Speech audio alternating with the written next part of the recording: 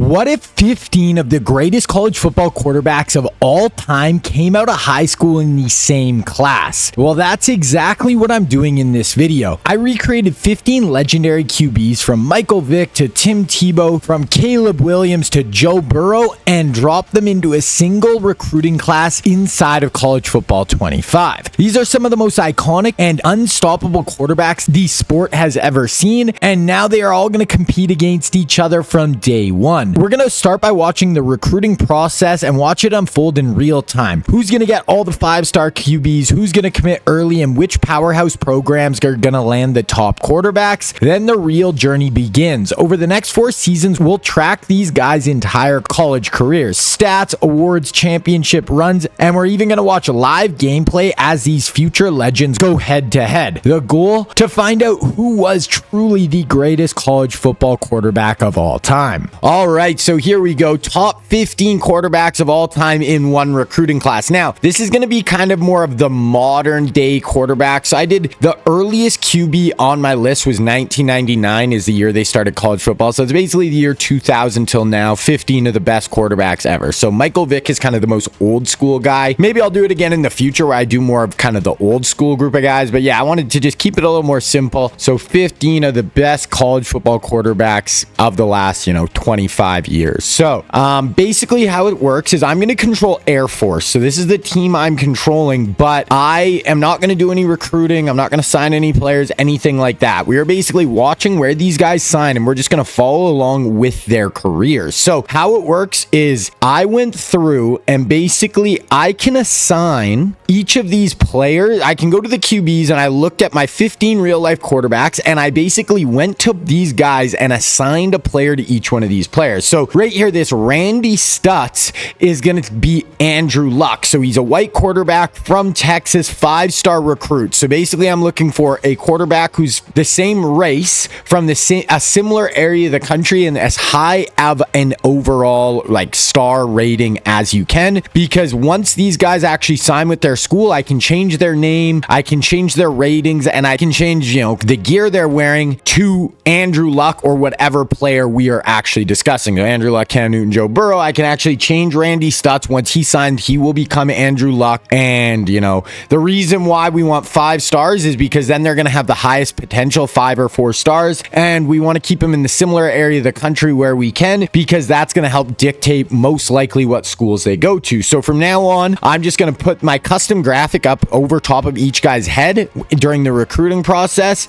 And we're just going to refer to each of these guys as Andrew Luck and the rest of the QBs. And then once they sign, I can actually edit everything so they'll play and look like that guy. The top 5 schools are going to be very interesting. So here, Andrew Luck's top 5 schools are Oklahoma, Texas, Alabama, LSU, and Ohio State. And how this is basically going to work is whatever school they sign with, we will put them there. Now, if a bunch of QBs end up signing at the same school, let's say, 5 of our QBs end up at the same school as 5 other ones, then I'll probably try to move a few of them around if possible to their second choice of schools. If it's just 1 or 2 guys, we'll let the guys battle it out. But if it's a bunch of guys, we'll move them to their second choice school. And that is basically it. So this first season, I'm not really going to pay attention to college football at all. Basically, all we're going to be doing is paying attention to the recruiting process. So we're going to follow these guys along this first year. So we'll watch right now, then I'll sim to probably week 4. We'll look again where the recruits are at, and then by week 8 probably most of them will sign, and then we'll sim through the first season. I'll put them all in their school, and then we're going to follow along with these guys all 4 years of college. Some might leave early, some might stay the full 4 years or whatever, but we'll play through the full 4 years. Okay, so that's Andrew Luck. There's his top 5. Now we move on to Cam Newton. So when I'm talking about these players in this order too, this isn't me saying Andrew Luck's the best quarterback than Cam Newton.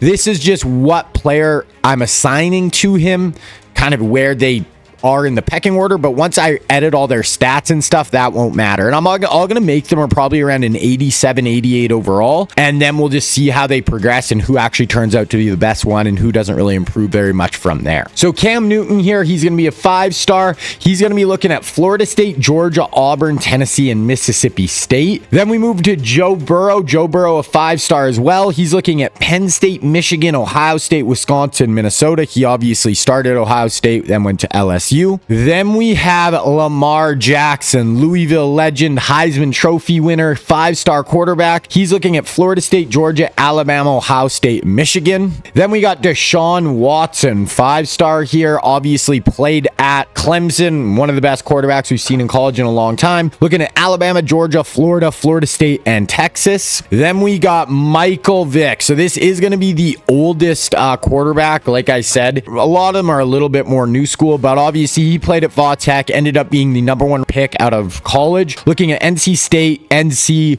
Clemson, Duke, and Vautech. So all kind of sticking in that Virginia, North Carolina, South Carolina area of the country. Then we have Caleb Williams. So Williams obviously started Oklahoma, then to USC, won a Heisman, #1 overall recruit, or #1 overall pick in the NFL draft. He's looking at Iowa, Northwestern, Michigan, Wisconsin, Purdue. Then we have Tua Tagovailoa. So Tua is obviously from Hawaii, ended up playing at Alabama, first round pick by the Miami Dolphins. 4-star recruit, looking at Notre Dame, Purdue, Ohio State, Michigan State, Indiana. Then we have Trevor Lawrence, one of the biggest recruits ever, went to Clemson out of Georgia, 5-star. I mean, he was a huge 5-star recruit, #1 overall pick by the Jaguars. Here he's going to be looking at Oklahoma State, Nebraska, TCU, Oklahoma, and Texas A&M. Next up, we have Robert Griffin III. So RG3 played at Baylor, won a Heisman, #2 overall pick out of Baylor. He's going to be looking at Alabama, Florida State, Florida, Georgia, and Miami. Then we got Tim Tebow. So Tebow obviously played at Florida, one of the most famous, best college football players we have ever seen. 4-star recruit, looking at Penn State, North Carolina, Clemson, Alabama, Ohio State. Then we have Vince Young, one of the original big-time recruits coming out of Texas, went to Texas, won a actually didn't win a Heisman, but won a Natty there. Second in the Heisman to Reggie Bush, was a top 5 pick in the NFL draft. Looking at Ohio State, Alabama, Texas, Georgia, USC. Almost through our list here. So we have Patrick Mahomes. So Mahomes, really good in college, obviously has even been better as he got to the NFL, but was really good at Texas Tech, put up some crazy stats. 4-star recruit, looking at TCU, Texas A&M, LSU, Alabama, Oklahoma. Then we got Kyler Murray, one of the best high school quarterbacks in Texas State history. Ended up starting at Texas A&M, transferring to Oklahoma before being a #1 overall pick by the Arizona Cardinals. Looking at Texas, Oklahoma, LSU, Texas A&M, and TCU. And then last but not least, we have Marcus Mariota. So Mariota, 4-star recruit. He played at Oregon, out of Hawaii. Huge recruit for them. Won a Heisman, made a national championship, 2nd overall pick by the Tennessee Titans. So 4-star recruit. He's looking at UCLA, my Air Force team, but I'm not going to do any of the recruiting, so he won't sign there. Utah, USC, and Oregon State. So that is where we are sitting. Those are our 15 quarterbacks. Let me know. There's some guys I could have added, obviously, like Johnny Manziel. Like, there's just so many good quarterbacks, but I tried to space it out kind of with eras, so it wasn't all kind of older guys or newer guys or whatever. But it's going to be a good group, and we're going to follow along and see where they all end up. So now, like I said, we are basically going to just sim to kind of the middle of, or maybe not even the middle, maybe like week 3 of the college football season. And then we're going to look at all the recruits again, and we're just going to kind of see where everybody is looking like they're going to end up. Some might even sign by then. We will see. And I'm not caring about this season at all. I don't care where Air Force lands. I don't care about any of this. We are really just focusing on these QBs. And then once these QBs actually sign with their schools and stuff as well, like next season, we'll start watching some of their games. We'll usually watch maybe 4 or 5 games a year, especially anytime 2 of those QBs match up. Definitely going to hop in and try to watch those games live, and we'll super sim and watch them actually on the field. Okay, one more week here, and then we are going to look at recruiting and see where our quarterbacks are at. Well, I really am hoping they don't all sign at a bunch of the same schools. That's my #1 hope, that they do spread out a little bit here. Okay, so let's get through our list. So Andrew Luck right now is leaning Texas, then Oklahoma, Oklahoma State as his top 5. Cam Newton is leading Ole Miss, Tennessee, Georgia. I don't think other guys are going to go to Ole Miss, so I would actually like that. Like I said, I'm really hoping these guys spread out. Joe Burrow, Penn State, Minnesota, and Michigan is his top 3. Lamar Jackson, another Ole Miss. So we could get Lamar and Cam at Ole Miss, but Georgia and Michigan is in there as well. Deshaun Watson, looking at Alabama, Florida, Nebraska. He's actually pretty far down with Alabama, so Alabama has a good shot at Deshaun Deshaun. Michael Vick looking like South Carolina, Clemson, UNC, all in the mix. A lot of guys still in the mix for him. Then we have Caleb Williams, Iowa, Illinois, Mizzou, Purdue, all in the mix there. Then we got Tua Tagovailoa, Notre Dame, Cincinnati, Purdue. I'd like to see him at Notre Dame. That kind of fits in my head for some reason, Tua at Notre Dame. Then we got Trevor Lawrence. He's looking at TCU, Oklahoma, Oklahoma State. All these guys seem to be, not a lot of overlap with the schools so far, which I like. Then with Robert Griffin III, he is looking like it's good. He's only got one offer and it's Florida State. So it's looking like Robert Griffin is going to end up at Florida State for sure. UNC and North Carolina State are Tim Tebow's only offers. So I'd like to see him at UNC. I think that's a good fit. No off. I hate when this happens. So Vince Young has no offers right now, which literally makes no sense. He better sign somewhere. Someone offer Vince freaking Young a scholarship. If he doesn't sign somewhere, I'll do an audible and I'll get him on a school. We'll kind of talk about that in a few weeks if he still hasn't signed. Okay, then TCU, Texas Tech, and Texas A&M for Patrick Mahomes. That feels pretty realistic. Then Kyler Murray down to SMU, Colorado, and Texas. And then last, Marcus Mariota, Utah or Oregon State. Honestly, I'm pretty happy with all that. All the guys seem pretty spread out. As long as someone freaking offers Vince Young, we should be in a good spot. Okay, we're going to sim 3 more weeks, and then we'll hop in and look at recruiting again. Okay, so we're in week 6 now, so 3 more weeks into the season. We should have some guys signed by now for sure. Andrew Luck looking like Texas, maybe Oklahoma State or Oklahoma, but it's really looking like Texas is going to lock down Andrew Luck. Cam Newton, it's looking like Ole Miss, Tennessee, or Auburn is going to get our boy Cam. Joe Burrow looking like Penn State, Minnesota, or Michigan. They're all right there. They're not spending a lot of points on him, but that's his 3 offers. He's going to end up one of there. Now, our first signing we have seen is going to be Lamar Jackson going to Ole Miss. Now, that's cool. I'm really hoping Cam Newton doesn't end up there. We'll see, but hopefully not. Then moving on to Deshaun Watson, it still looks like Alabama's in the lead with Florida and Nebraska, in the mix as well. Not going super hard at him yet. Moving to Michael Vick, Clemson, UNC, South Carolina as his top 3, but and then NC State is right there as well. Caleb Williams, Iowa, Illinois, Mizzou, and Purdue look like the 4 that are going to be in the running the most for him. Tua Tagovailoa, still Notre Dame, then Purdue and Cincinnati as his top schools. Okay, we have another signing with Trevor Lawrence ending up at TCU. That is not what you would expect, but there we go. TCU gets an absolute stud quarterback. Okay, then looking at Robert Griffin, his only offers Florida State. It looks like he's going to end up there eventually. Looks like Tim Tebow's either going to be at UNC or North Carolina State. Okay, still no offers for Vince Young. We'll give it till week 9, and then I'll call an audible, and we'll move him to a different player, and we'll see from there. Then we have Patrick Mahomes. Now, it's looking like TCU, Texas Tech, Texas A&M. Now, that's fine, but Trevor Lawrence already went to TCU, so I'm really hoping he ends up at Tech or A&M. Kyler committed to Texas, so it looks like Kyler and Andrew Luck both committed to the Longhorns, so we'll see. Like I said, if too many guys end up at the same school, we'll move some guys around, but right now it's probably not too bad. And then Utah rescinded their offer on Marcus Mariota, so we'll see. We'll go 3 more weeks, and then we might have to move some things around with some of the guys if they're still not getting offered. Okay, week 9, let's go through our recruiting one more time here. We'll go quick here. So, Texas gets Andrew Luck, which we knew. Okay, Tennessee gets Cam Newton, which I like. So, we get Lamar and Cam both end up at Ole Miss, which is big. Penn State, Michigan, Minnesota still for Joe Burrow. Lamar, Ole Miss, that's cool. Deshaun Watson still looking like Alabama or Florida now at this point. Okay, Clemson gets their stud quarterback with Michael Vick. I like that. Caleb Williams ends up at at Mizzou. So Mizzou gets a stud QB. Tua still looking like Notre Dame, but maybe Cincinnati or Purdue.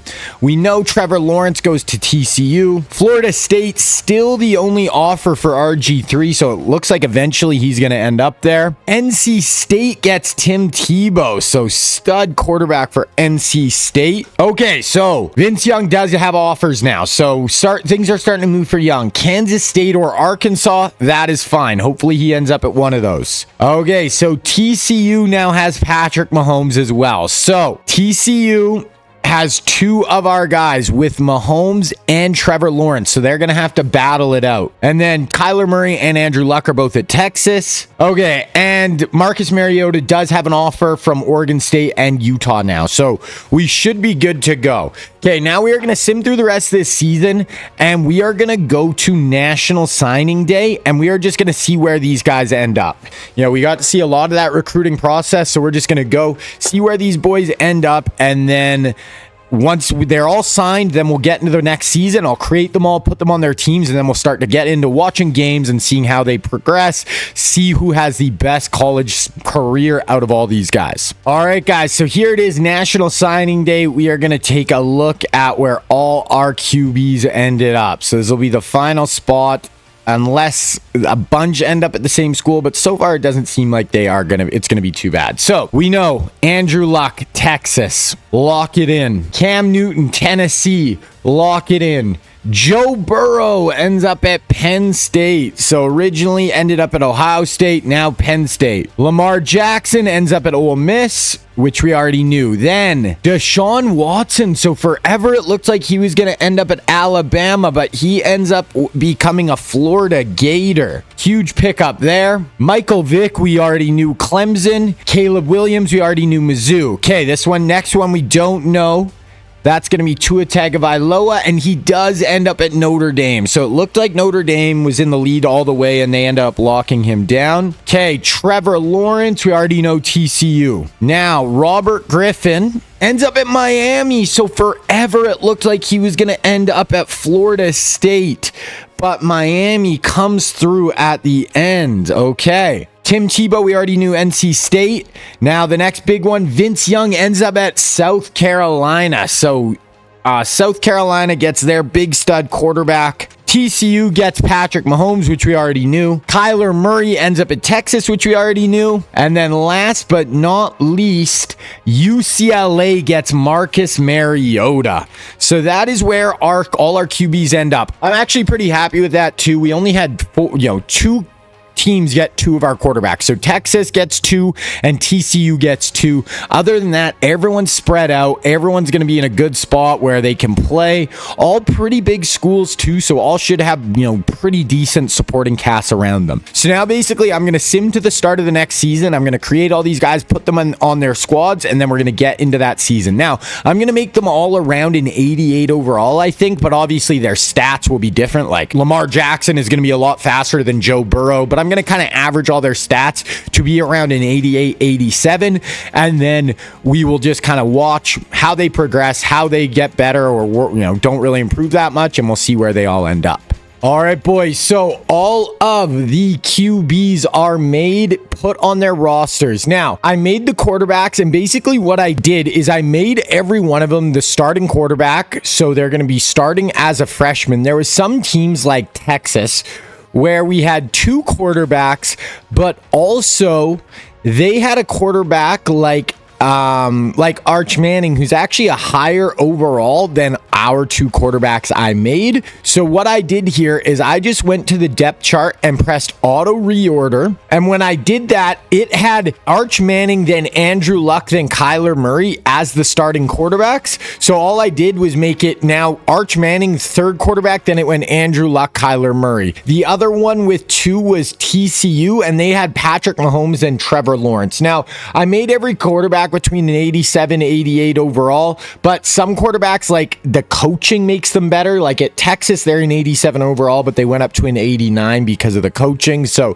certain coaching situations affect the overall a little bit more than others. But all those quarterbacks, for the most part, as long as something weird doesn't happen, should be the starting quarterback for each one of their teams. So we are just going to get into week 1 here, and then we are going to see if we can find some matchups of some of these QBs actually playing against each other, and then we're going to sim to those games. So for example, we have Texas playing Florida. So that would be Andrew Luck versus Deshaun Watson in week 8. So that's one we could definitely keep our eye on. We also have Clemson versus South Carolina later in the year. So that would be Michael Vick against Vince Young. So that's another one we could keep in mind. So week 14 there. We also have in week 3 Notre Dame at Miami. So this would be RG3 against Tua Tagovailoa. So let's maybe sim to week 3 here, and we're going to watch this game first. Okay, crap. So I accidentally simmed through that. On Notre Dame's schedule, it said week 3. It was actually week 2, I guess. So I accidentally simmed through that. Now, we do have Miami versus Florida coming up here. So that will be Deshaun versus RG3. So let's just sim to that game then. Just one more week here. Okay, so this is a big rivalry game. Deshaun Watson versus Robert Griffin III. Get to see both these guys. I haven't really shown you guys what any of the QBs actually look like. So I tried to make them look similar to their real life counterparts as well. So RG3, 87 overall. He's got star development trait. Obviously, I can't affect their face or their like hair and stuff. But as far as their gear, I try to, RG3 always had the one sleeve, little visor action. So there he is, RG3, 87 overall. And then here's Deshaun Watson, 87 overall as well. So both excellent quarterbacks, big rivalry, Miami and Florida. So let's hop into this one. So basically, we're going to sim through the first quarter. We'll watch a little bit, and basically we'll watch some of the second quarter and fourth quarter is usually what I do for these, for whenever I super sim. Okay, so we'll sim through the first quarter. Miami jumps out to a 7-0 lead. 7-6 Miami. Miami ball, 20-yard throw. Then a 26-yard throw. 2nd and 13, 2nd and 8. Let's watch this. So 2nd and 8, RG3 at quarterback for the University of Miami. 1-point lead. Quick little bubble screen. Only gain maybe a half a yard there. Okay, big third down. Let's see if RG3 can convert here. Big down for Robert Griffin III. In shotgun, 2x2 set. Drops back. Oh, tries to set up another screen pass. Gets hit as he throws. And Miami is going to have to settle for a field goal there. They go up 10-6. So now we'll get to see some of Deshaun. 3rd and 1, 1st and 10. 1st and 10, 2nd and 8. Okay, here's a big 3rd and 8 for Deshaun Watson now. So Watson, RG3, Watson, 3rd and 8, down 4 at about the 40. Oh my goodness, huge sack right as he drops back for Miami. 6-yard loss for Deshaun Watson. Huge play there. Gonna have to punt. RG3 football, 3rd and 2. They convert with a huge 34-yard run. 2nd and goal, 3rd and goal from the 3. I'd assume this is going to be a run play, but maybe they'll drop back. Yep, RG3 drops back. He can take off, throws. Oh, that probably should have been a pick there. Robert Griffin gets a little bit lucky. Has to kick another field goal. 13-6, 2nd and 13. 1st and 10. There's a 14-yard throw for Deshaun. 2nd and 1, 1st and 10 again. 2nd and 3. 1st and goal from the 5. So Deshaun finally putting a good drive together here. Still a minute left at the 5-yard line. So he's definitely got a chance for points. Going end zone, Deshaun Watson with the touchdown throw. So we've got to see our first touchdown for any of our real life quarterbacks live here. Wow. Okay. So Miami was kind of controlling that whole half, but all of a sudden it looks like Florida missed their extra point. So we are going to most likely be tied at the half here unless RG3 can put together a crazy drive. 3rd and 17. We will see here. Let's see if RG3 gets aggressive and tries to convert here, or if they just play it safe. Drops back. He's got time. Hit as he throws. Oh my goodness. That could have been popped up for a pick. So that should take us to the half. We are just going to sim through the 3rd quarter as well, and then we'll pick it up in the 4th. So simming through the 3rd, 20-13 Florida, 27-13 Florida. So all of a sudden the Gators are taking control of this game. 4th and 2. Miami kicks a field goal to cut it to an 11-point lead. Big 3rd and 8 here for Deshaun Watson. So let's see if Deshaun can make a play. The stadium pulse is rocking. Miami's fans are going off here. They know this is a huge wet down. Deshaun throws a tight window throw, broken up at the catch point, and it is going to be Miami football. 1st and 10 midfield, 2nd and 13. Here's 3rd and 13 at midfield. RG3 has to get it going here. 8 minutes left. You're down multiple scores. You got to get some points. Going up over the top. His man's got a step. Wow. RG3 dropped that in a bucket. Actually got a bad catch animation there. That should have been probably a touchdown, but Robert Griffin III lays that up for a 40-yard bomb down the field, and Miami's got life here. 2nd and 10, and then they punch it in with a 10-yard run. Cut the lead to 3 with 7.5 left. 2nd and 9. Here's a huge 3rd and 9 for Deshaun Watson. Absolutely massive here. Deshaun in pistol, gonna fake the handoff, roll out, sets up, and he's uncorking this. One-on-one. No, good coverage. Deshaun put it up. He tried to take a shot, and Miami's corner was right there. So punt, decent return, 2nd and 8, 3rd and 8. So all of a sudden, Florida's defense bows up a little bit here. Gets RG3 to 3rd and 8. Let's see if he can convert. Drops back, 4-man pass rush. He's got pressure. He can take off. We know RG3 has wheels, and he's got a ton of wheels there, able to slide down after a 23-yard scramble. And Robert Griffin III is coming alive in the 4th quarter here.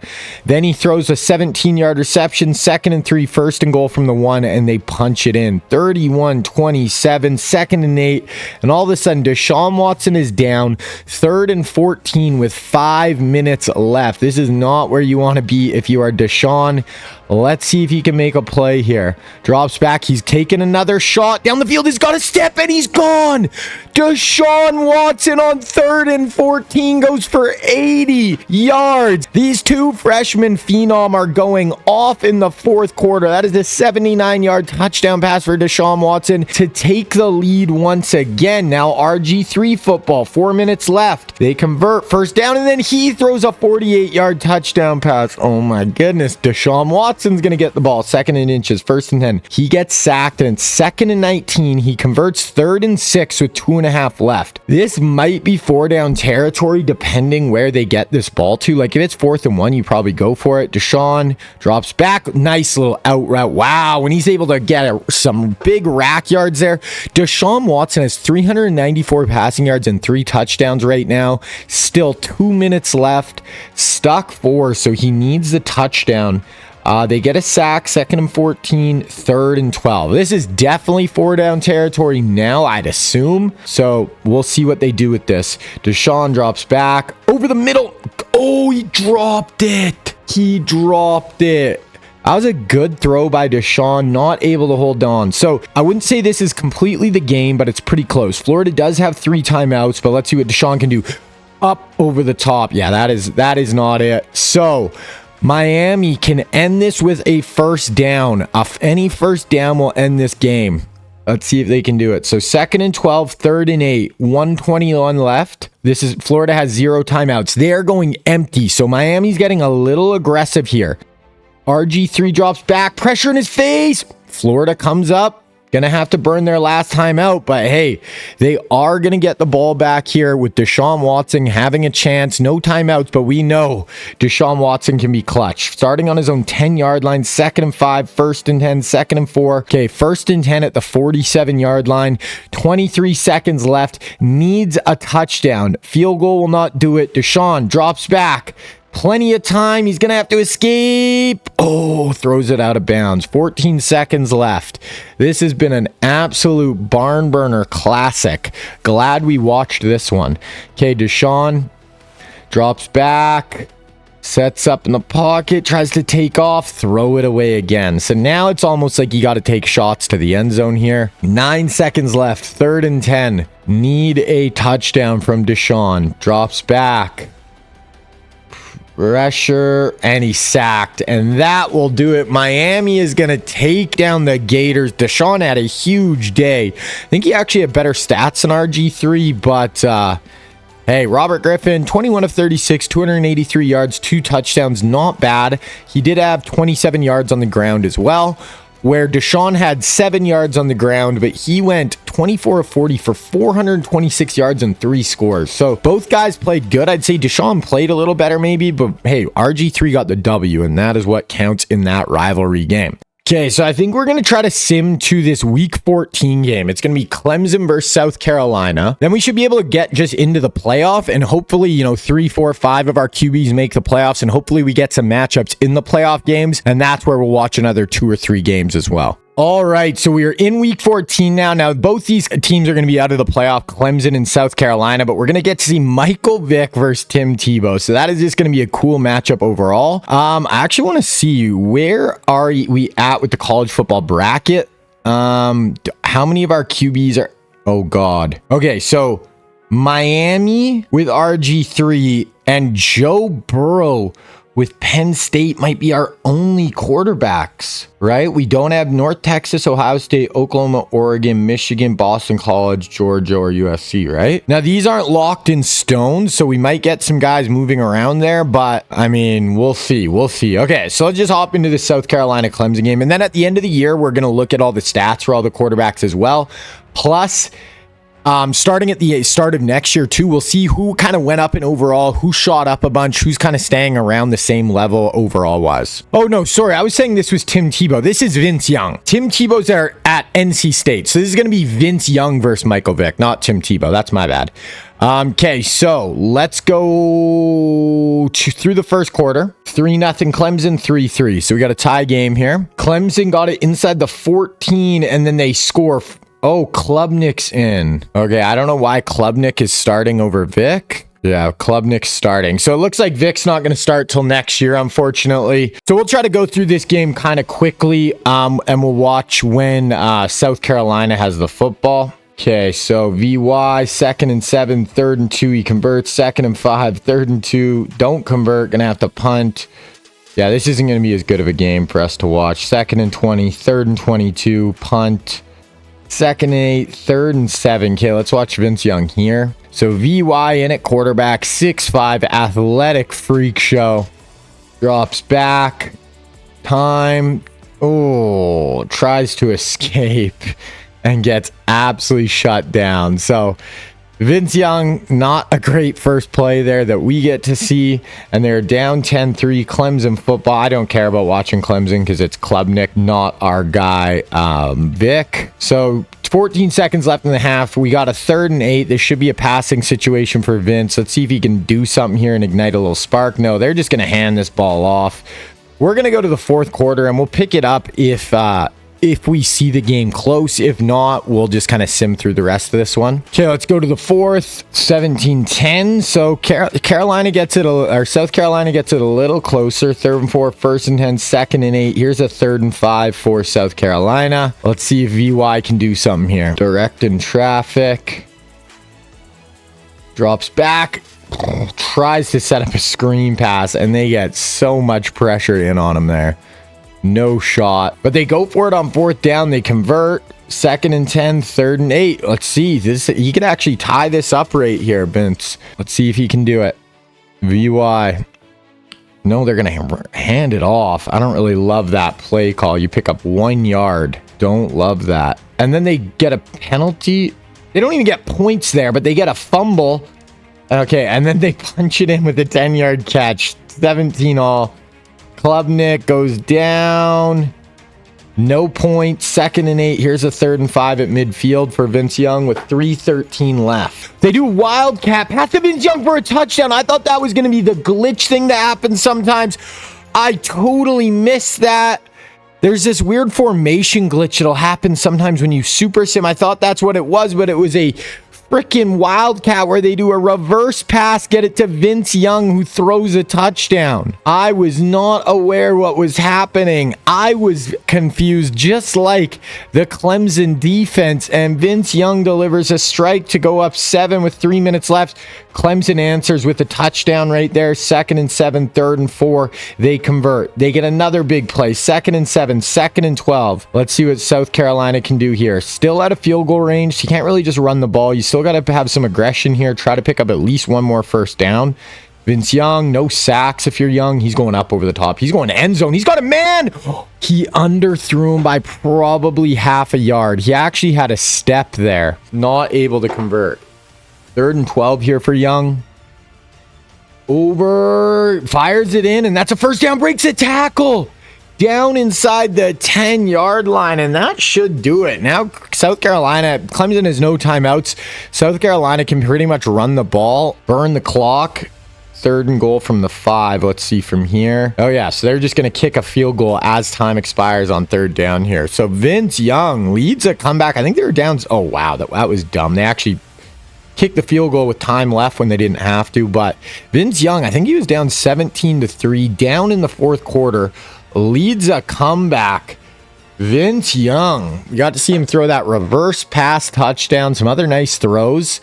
He went 18 of 28, 3 touchdowns, 255 yards. Ran for 7 yards as well. So unfortunately, we didn't get to see Vic in that one. He's one of the ones. I must have accidentally not switched his depth chart. But yeah, I mean, we got to see a good match right there. Okay, so now we're just going to get into the playoff here. We're going to sim all the way till the playoffs start, and I'm hoping we have more than 2 teams in the playoff. Really hoping for at least 3 or 4. I'd like if we could get a matchup with 2 of our QBs as well. I think as we get further along, the quarterbacks are going to get better overalls, and they should just be able to pull their teams to the playoffs and stuff more often. Conference championships will sim. I guess I could have looked if any of our guys were matching up in a conference championship, but that's okay. Okay, let's see. So now the playoff bracket should be set. Devin Brown wins the Heisman at Ohio State. We could look if any of our QBs were on the Heisman watch list. We'll do a deep dive on the stats at the end of the year, but we will look at the Heisman winners right now.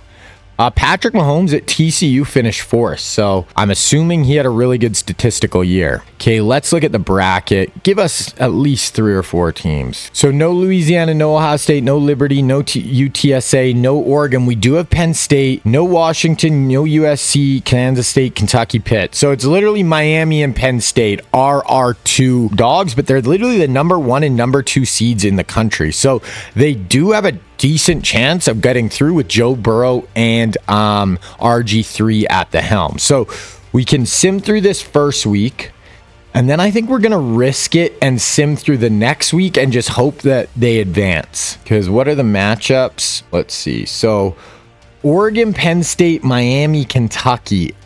I'm hoping both these guys just win here, and then we can just watch some of their games next week. So let's see. Come on. Come on. Miami won. I just seen. Oh, Penn State lost. So Penn State lost by 1 to Oregon. So we are down to Miami with RG3 as our only real life player left. So we will watch his game right here. So yeah, we'll watch this game, and then if he wins, we'll watch the Natty as well. We're only going to watch him on offense. We don't care about the defense, so we'll go through these games somewhat quickly. But obviously, when we get a matchup where it's 2 of our QBs, then we can watch both sides of the ball. Okay, so sim through the first quarter here. Let's see if RG3 can deliver Miami to the Natty in his first year. 7-7, 14-7. So Kansas State has the lead. 3rd and 6, 4th and 5. They punt. Kansas State football, 2nd and 8, 1st and 10. They're driving. Oh, 2nd and 8, 3rd and 14, 4th and 1. So Miami's down 10 here. RG3 needs to get it going. Couple of big passes, 2nd and 2, 3rd and 2 from the 19. We'll watch the rest of this drive now. So on the 20-yard line, you know, you can run the ball here, but you need a first down. Hand it off. Yeah, should be able to get that easily. He does. Down at the 15-yard line. So Robert Griffin has a chance to cut this to, you know, a 3-point lead in the half, depending if Kansas State can go down and score. So, you know, obviously right in striking distance. Hand that ball off again, pick up 3-4 yards. Their running back has 6 carries for 80 yards. So he's been doing work on the ground. They definitely want to punch us in. Down 3 and down 7 definitely feels quite different at the half, but RG3, little motion out with the running back, got time, check that down inside the 5, 3rd and inches. So big down right here. You want to just convert this and not have to worry about converting 4th and inches where they get just some weird block shed. Oh, their running back is tired. Griffin. throws a pick in the back of the end zone. The only thing you can't do there is turn it over. And Kansas State makes a huge play on Robert Griffin. They have time, 3rd and 10. They convert. 2nd and 10 first. There. Wow, it is 24-7. Miami is getting blown out here. Okay, we are going to sim to the 4th quarter. Wow. 31-7, 31-15, 38-15. Miami is getting just blown out here. 3rd and 17. I mean, if they don't convert here, we might just sim through the rest of this thing. Not looking good for the Hurricanes here. The number 2 team in the country. Griffin drops back, up over the top. No shot. Wow. Okay. Kansas State gets the ball there. Oh, no. Oh, wow. Okay, Miami went for that on 4th and 19 and converted. I thought they were punting. Okay. Okay. Their ball again, Miami. 3rd and 7 here from the 43. Down a ton. Like, if they made this comeback, this would be absolutely insane. But you score here, you're down 8. Little screen pass. Okay, 4th and 5. RG3 has 2 interceptions here as well. Okay, if they don't convert this, we are just going to sim to the end of this one. Bunch to the top. Griffin in shotgun. Drops back. Over the middle. Converts. Just gets that ball out ahead. 2nd and 10. Picks up 21 yards. 1st and 15. 2nd and 15. 3rd and 15. 4 minutes left. You are starting to run out of time. You got to get this end zone quick. Get a stop. Get a touchdown. Get a 2-point conversion to tie it. Going up over the top. RG3 is throwing some weird balls. Just kind of right into corners. We're just getting easy knockdowns, easy picks. I don't know what he's seeing on those outside throws down the field. This is it. This is the game. Picked again. That is Robert Griffin III's 3rd pick of the afternoon. That is going to seal it. Kansas State is going to make the national championship, and all of our quarterbacks are eliminated. So year 1, these guys were all freshmen. They're all going to get better, but I mean, Griffin does go the furthest. So he's a game away from making the Natty. He did not play good that last game. Okay, now we're going to sim to this end of this season, and we'll look at all the stats for all of our quarterbacks, see who played really good, see who didn't play that great, and then we'll sim through the off season, and then we'll look at the start of next season, who kind of went up a lot, and overall who didn't really move much. Okay, so let's look at final top 25. Who is even highly ranked? Kansas State, Oregon. So Penn State, Miami. We're ranked high out of our teams. TCU, that might be our only one. Oh, NC State, that's Tim Tebow as well. So that's kind of where we're at there. We already looked at the Heisman, so we can look at All-Americans. I don't think any of these guys are going to be All-Americans, though. First team, Salter, Tommy Newman. Second team, freshman. Mahomes gets freshman All-American. Okay, let's go in and look at individual stats for each one of these guys. So in the ACC, we had 2 quarterbacks, I believe. Oh, and Vic, who is a backup. So we didn't really get to see much of Vic. When he played, it actually looked like he played really well. 8 touchdowns, no picks. But our 2 big ones were Tim Tebow, who had 36 touchdowns, only 4 picks, 236 yards a game, a 167 rating, which is really good. And then we had RG3, who had a little bit more passing yards, 36 touchdowns as well, but 11 interceptions. They honestly had very just similar stats. Let's look at rushing for these 2 as well, because they both are running quarterbacks. So rushing, Tebow ran for 472 yards, 4 touchdowns. Griffin ran for 461 and 2 touchdowns. So honestly, Tebow and RG3 in the ACC were both very, very good.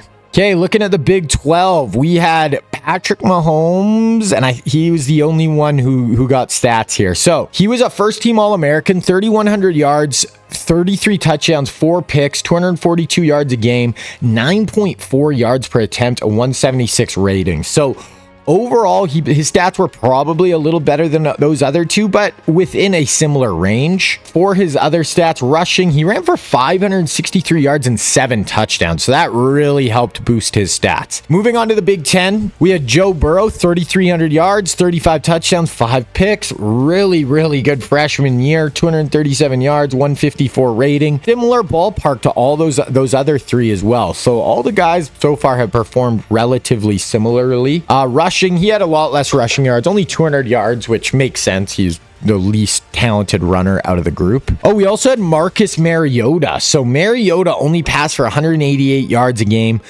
21 touchdowns, 9 picks. So he definitely had the worst year out of any of these guys so far. It looks like he might not have started all the games as well, or they just weren't Yeah, I don't think he started all. As far as rushing, he ran for 700 yards. So averaging 65 yards rushing a game. So maybe he didn't throw as much, but he was definitely a very good runner. Okay, Tua Tagovailoa for Notre Dame in the Independents. 3,300 yards, 35 touchdowns, only 3 picks, 69% completion percentage, 174 rating. So his stats were absolutely excellent. Didn't turn the ball over, just played very, very well. We'll see how well he ran. 500 yards and 3 touchdowns as well for Tua. So Tua played great. Moving on to the SEC, we had Cam Newton at University of Tennessee. 3,300 yards, 30 touchdowns, 5 picks, and Caleb Williams right there underneath him at Mizzou. Very similar stats for the two of them, 33 to 3,200 yards, 25 touchdowns to 30, 5 picks to 2, 175 rating to 170. So both very, very similar. As far as throwing the ball, we will look at their rushing stats. So Cam, 382 and 3 scores. So didn't really run the ball a ton there. Caleb, 393 and 3 touchdowns. So they were very close. Then we have Vince Young right in behind them as well. Oh my gosh, Vince Young, 3,100 yards, 40 touchdowns, 3 picks. He probably should have been first team All-American. Only a 62% completion percentage. Caleb was up at 72, but 40 touchdowns and 3 picks for Vince Young is crazy. Let's see if he put up any rushing yards. 275. So these guys in the SEC didn't really run the ball as much. And then our other, we have a lot in the SEC.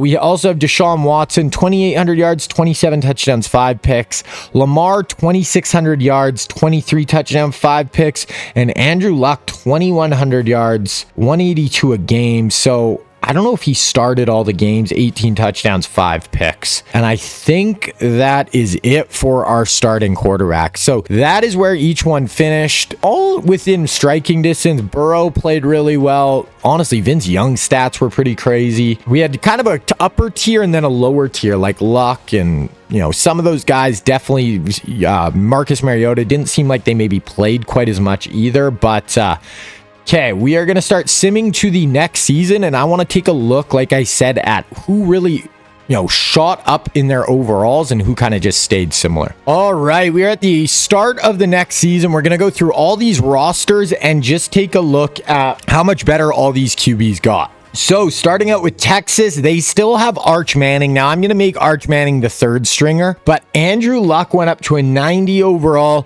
Kyler Murray up to an 89. So Andrew Luck did improve a little bit more than Kyler. So Luck is going to be the starter this year, 100%. Looking at TCU, and neither Mahomes or Trevor Lawrence went up very much at all. Maybe a little bit, but so we'll stick with Patrick Mahomes. He will be the starter. He's higher overall when they sort it, even though they're both 88. So he will stick with the starting quarterback. Penn State, Joe Burrow didn't really improve all that much either. 88 overall for him.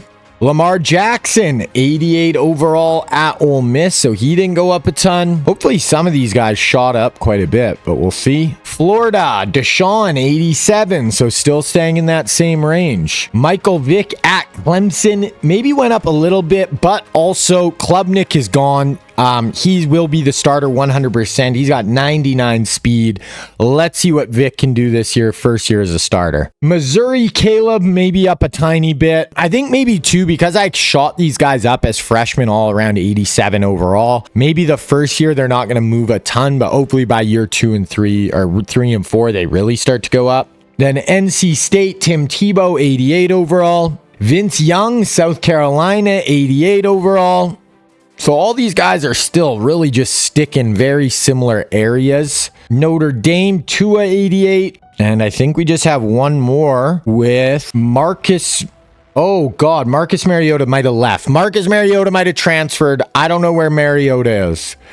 So I actually didn't even think to look at that. That is something we're going to have to pay attention to. Marcus Mariota went up to a 91 overall. So he's the highest one, and he transferred from UCLA to USC. Wow. Mariota. That's crazy. So leaves UCLA for USC after 1 year, and now he's the highest overall quarterback out of any of our guys. So I can just sort by national as well. So Arch Manning, who's not even going to start this year, Jackson Arnold, Malachi Nelson, and then Mariota, Andrew Luck, Kyler, Tebow, Vince, Cam. So wow, I was not expecting that. Mariota leaves. That is going to be something we need to keep our eye on for next year, 100%. All right, so we're just going to advance now. Actually, let's look at preseason All-Americans, and we'll look at the top. So Arch Manning is a preseason All-American, and Jackson Arnold. So none of our real life guys. Let's look at the preseason top 25 and just see how many of our QBs are, looking, projecting like they could have, be up near the top there. So we have Penn State with Joe Burrow, Miami with RG3, USC now with Marcus Mariota, NC State with Tim Tebow. Right? Yes. Alabama, Nebraska, Georgia, TCU with Patrick Mahomes. So that, I believe, is all of our guys in the top 25. Obviously, preseason doesn't really matter. Obviously, a lot can happen. So we are now going to get into week 1. I'm going to look through the schedule here and try to find us 2-ish games in the regular season we can check out, and then we'll get into kind of the playoff and get it deeper into the year. Okay, here's an early game that could be pretty good. We could see Andrew Luck versus Vince Young. This would be week 4, so maybe we'll go to week 4 and check out that game. Then another one I think that could be cool is USC at Penn State. So this would be Joe Burrow versus Marcus Mariota. Let's go to week 4, and then we're going to go to week 7, and those will be the first regular season games we look at.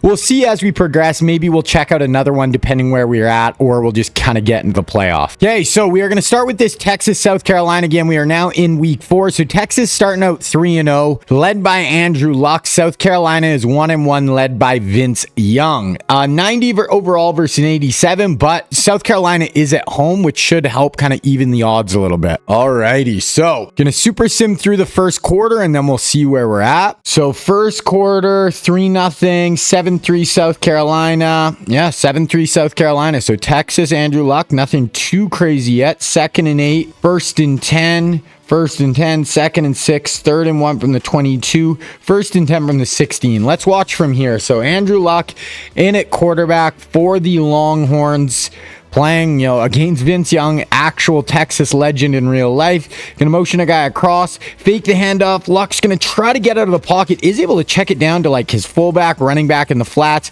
pick up 3 yards. That's not bad. We'll super sim one more play, and then we'll watch the 3rd down. Okay, 3rd and 7 after an incompletion for Luck. So Luck going to be in shotgun here, has 2 to the top, inline tight end, and a receiver on the bottom. Drops back, time, over the middle, fires that inside the 2-3 yard line there. Nice throw by Luck. That's a 13-yard strike on 3rd down. 1st and goal from the 1, and then they're able to score. So that's going to be 10-7. Texas leads South Carolina football. A couple of big completions there. 2nd and 10, 3rd and 9. So 3rd and 9, Vince Young in at QB. Huge matchup here. Let's see if he can do something on 3rd and 9 here. VY drops back, a missile over the middle. Great throw. So we've seen back-to-back really good 3rd down throws. First by Andrew Luck to get him inside the 5, and Vince Young there goes for 20 over the middle of the field. 2nd and 11. Here's a 3rd and 7 on the 18. So similar kind of yardage where Andrew Luck just delivered a strike on like 3rd and 7, 3rd and 8. So let's see if Vince Young can do the same, leading to a score. VY, ooh, they're going to hand the ball off, and not a lot of room there. Don't really love that play call, and looks like South Carolina is going to have to take their 3. That'll knot us up at 10 here. Okay, kickoff. 32-yard run for Texas, 1st and 10, 2nd and 10, 3rd and 10 on the 29-yard line. So this would be a long field goal for Luck. So let's see if he can make a play here. Big right arm for Andrew Luck. They're bringing a blitz. Ooh, and he had no answer to that blitz. You see him kind of pull the ball down, looking like he wanted to take off. There was nowhere to go. Luck goes down. They do a 27-yard punt. That is insane. They do down them inside the 10-yard line, though. 3rd and 7 on his own 12 here for Vince Young. So let's see if VY can make a play here. Drops back. Fires over the middle. Nice completion. So Young has held in the pocket there. Haven't really seen him take off, but he's made some nice throws. Just kind of standing tall, delivering in the pocket. 3rd and 6. 4th and 6, he has to punt. 3rd and 4. Andrew Luck converts there. 2nd and 8. We got a 1st and 10, 25 seconds left. We're going to watch here. So Luck has no more timeouts. So he's going to have to, be smart here if you want to get points on this drive. Luck drops back. Oh, and another nasty blitz. South Carolina always has a really good front 7, and they are just bringing the dogs there. 18 seconds left. They're going to have to hurry to the ball. They got to pick up a big 30-yard chunk play or something right here for Luck. He tries to take off, gonna pick up 3 yards here, and that will take us to the half. So we are going to go through the second quarter, or the third quarter now, get into the fourth quarter. So 10-10, 17-10 Texas, 17-13 Longhorns have the lead. 4th and 7 on his own 34. So South Carolina has to punt to Texas here. Their ball. 2nd and 10, a 3rd and 4 on the 34-yard line for Luck. So let's see if Luck can make it happen. 17-13, trying to go up 2 scores for Andrew Luck on the road. Gonna fake the handoff. And another South Carolina, every 3rd down we're watching, basically, they are getting crazy pressure, and Luck is just not getting that ball out. Gonna have to punt there. 3rd and 10 on his own 20 now for Vince Young. So definitely a defensive battle here. Neither QB is really just, letting it fly consistently. Vince Young stands tall. He's going to go deep. He's got a step. Oh, great recovery by the corner. I think Young, if he puts that a 1.5 yards longer, that's probably a touchdown. Instead, the corner has a really good recovery to make a play. 3rd and inches, Texas converts. 2nd and 14. Here's a 3rd and 10 at the 40. Luck has been absolutely under duress on 3rd down. So let's see if Texas can protect a little better here. Nope. Blitz. Oh, they actually got a free rusher in. Luck stood tall in the pocket and actually did deliver a really good throw down the field. But unfortunately for him, it might have been a little high, or his receiver might have dropped it. But once again, pressure on 3rd down. 1st and 10. Big run there for South Carolina. 2nd and 6. 3rd and 6 on the 36. Down to 3:37 left. This is still going to be out of field goal range for South Carolina. So they need to make a play here. Vince. Oh, that could have been picked. That's that same corner who had that recovery down the field on that deep shot. So still just very tough defense here. 4th and 6. Oh, wow. South Carolina, I didn't think they were going for that. Texas football go 13. 2nd and 9. 3rd and 2. 4th and inches. They punt on 4th and inches for a touchback. So 1:18 for Vince Young. 56 seconds. Let's watch from here. So Vince Young has 2 timeouts, 50 seconds. He needs a touchdown. Field goal doesn't do him anything here. So this could be a game-winning drive for VY. Drops that in. That is a nice throw. South Carolina is going to use their timeout. We're going to watch the rest of this drive. We're not going to super sim anymore. So 1 timeout now for Vince Young. Touchdown wins it. You don't score, you lose. That is where we are at. Vince Young going up over the top, over the middle. That's a walk-in bomb. Wow. Wow, huge throw there. Looked like a bit of a busted coverage on the back end of the Texas defense. And when I did say, I was thinking it would take South Carolina a little longer, where it would be a walk-off win, but they do leave Andrew Luck a little bit of time here. 38 seconds. I was literally trying to watch that play, and I accidentally super simmed one play. I was going to watch the rest of the drive. One play, and Andrew Luck throws a 75-yard touchdown. Really wish I would have watched that. Vince Young's going to have 1 second here. We will watch this because, we just saw a 75-yard touchdown. I would be absolutely shocked if anything like that happens, but damn, I wish we would have seen that. He's going to go up over the top. thrown out of bounds, and that is it. So we missed Andrew Luck's 75-yard game winner with basically no time on the clock, but both of them come up clutch in the fourth quarter. I mean, his stats weren't great, but, you know, in the fourth quarter, Vince Young came alive. He did have 54 yards on the ground as well. Luck had 58 yards on the ground and then had 260 yards. So honestly, neither QB was great through the first, you know, 3 quarters of the game, even like longer than that. But end of the fourth quarter, both made huge throws to kind of take the lead, and Texas holds on to take down the Gamecocks. Okay, we're going to advance to week 7 now and pick up on that next game, which will be USC and Penn State. Okay, week 7, we got number 2 undefeated in the country, USC, versus number 10 overall 4-1 Penn State. So USC, Penn State, both, you know, 89-90 overall, very close. Marcus Mariota on one side of the ball with Joe Burrow, Joe Cool on the other side. So huge matchup, top 10 teams, 2 all-pro level quarterbacks in college, and yeah, on the road for SC. So this is going to be a massive test. Same thing. We are going to sim through the first quarter as usual. So 6-0, 9-0 lead, and then 9-7 late in the half, or late in the quarter. Penn State is finally able to get on the board. USC ball, 11 yards. Interception. So Mariota throws a pick. Penn State football. We got a 3rd and 5 here for Joe Burrow. So we'll check this out. Joe Burrow in at quarterback. 4 down lineman for SC. Burrow drops back, fires. Nice. That's prototypical Joe Burrow. Just sit back, find the open man out of his hand very quickly. They have a chance to, go take the lead right here. After a costly Mariota turnover, down to the 10, down to the 8 with 3rd and 1. I'm assuming this is going to be a run here for Penn State, but let's see. Maybe they trust Joe Burrow a little more than, handing it off.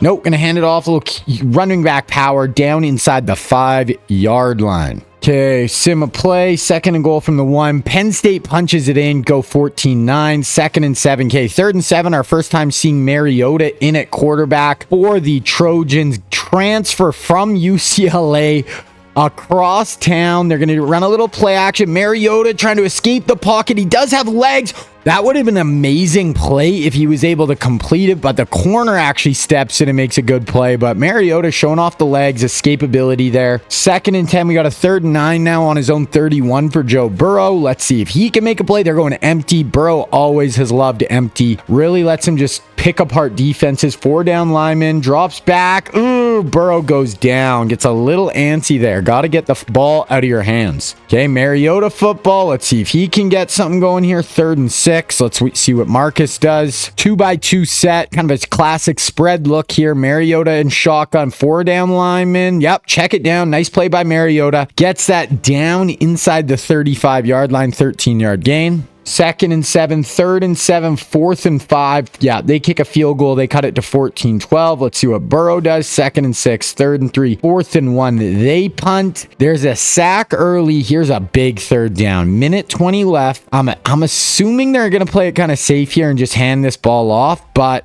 maybe they trust Mariota to try to make a play down the field. No, hand it off. So Joe Burrow, he's only going to have 1 timeout, but plenty of time here before the half to try to go extend his lead. Try to put 7 on the board, but even if you can get 3 here, put that lead up to 5. You got to be happy as Penn State, but already 3rd and 8. So nothing really on those first few downs. It looks like they're running some sort of, oh no, this is that stupid glitch thing. Okay, if my game crashes here, I'm going to be pissed. Sometimes this crashes the game. It's this weird offside thing that happens during the Super Sim. Okay, 4th and 9, so nothing happens. Okay, yeah, weird glitch, but now we are just going to get to the 4th quarter. Okay, so simming through the 3rd, still 14-12, 21-12. Penn State adds to their lead, 9-point lead here for Penn State, but USC's down inside the 5-yard line at the 2. So we are going to watch this play here. Let's see if they can punch it in. Maybe we'll see Mariota scramble for one here. No, hand it off right up the... Oh my gosh, it looked like he had a massive hole and ran into his offensive lineman for some reason. Didn't love the look of that. 3rd and goal. This is probably 4-down territory. You really are not kicking a field goal from this spot. Mariota, touchdown. There we go.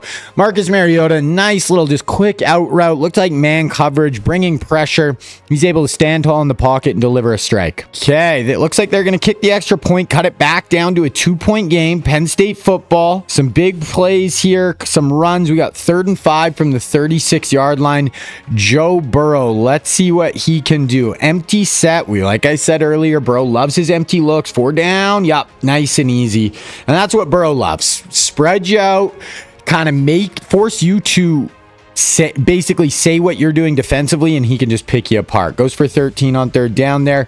Throws another 14-yard gain down inside the 9. Okay, we're going to watch from here. So 2nd and goal from the 8, 6:43 left. Let's see if they... I could see them running the ball here. Yeah.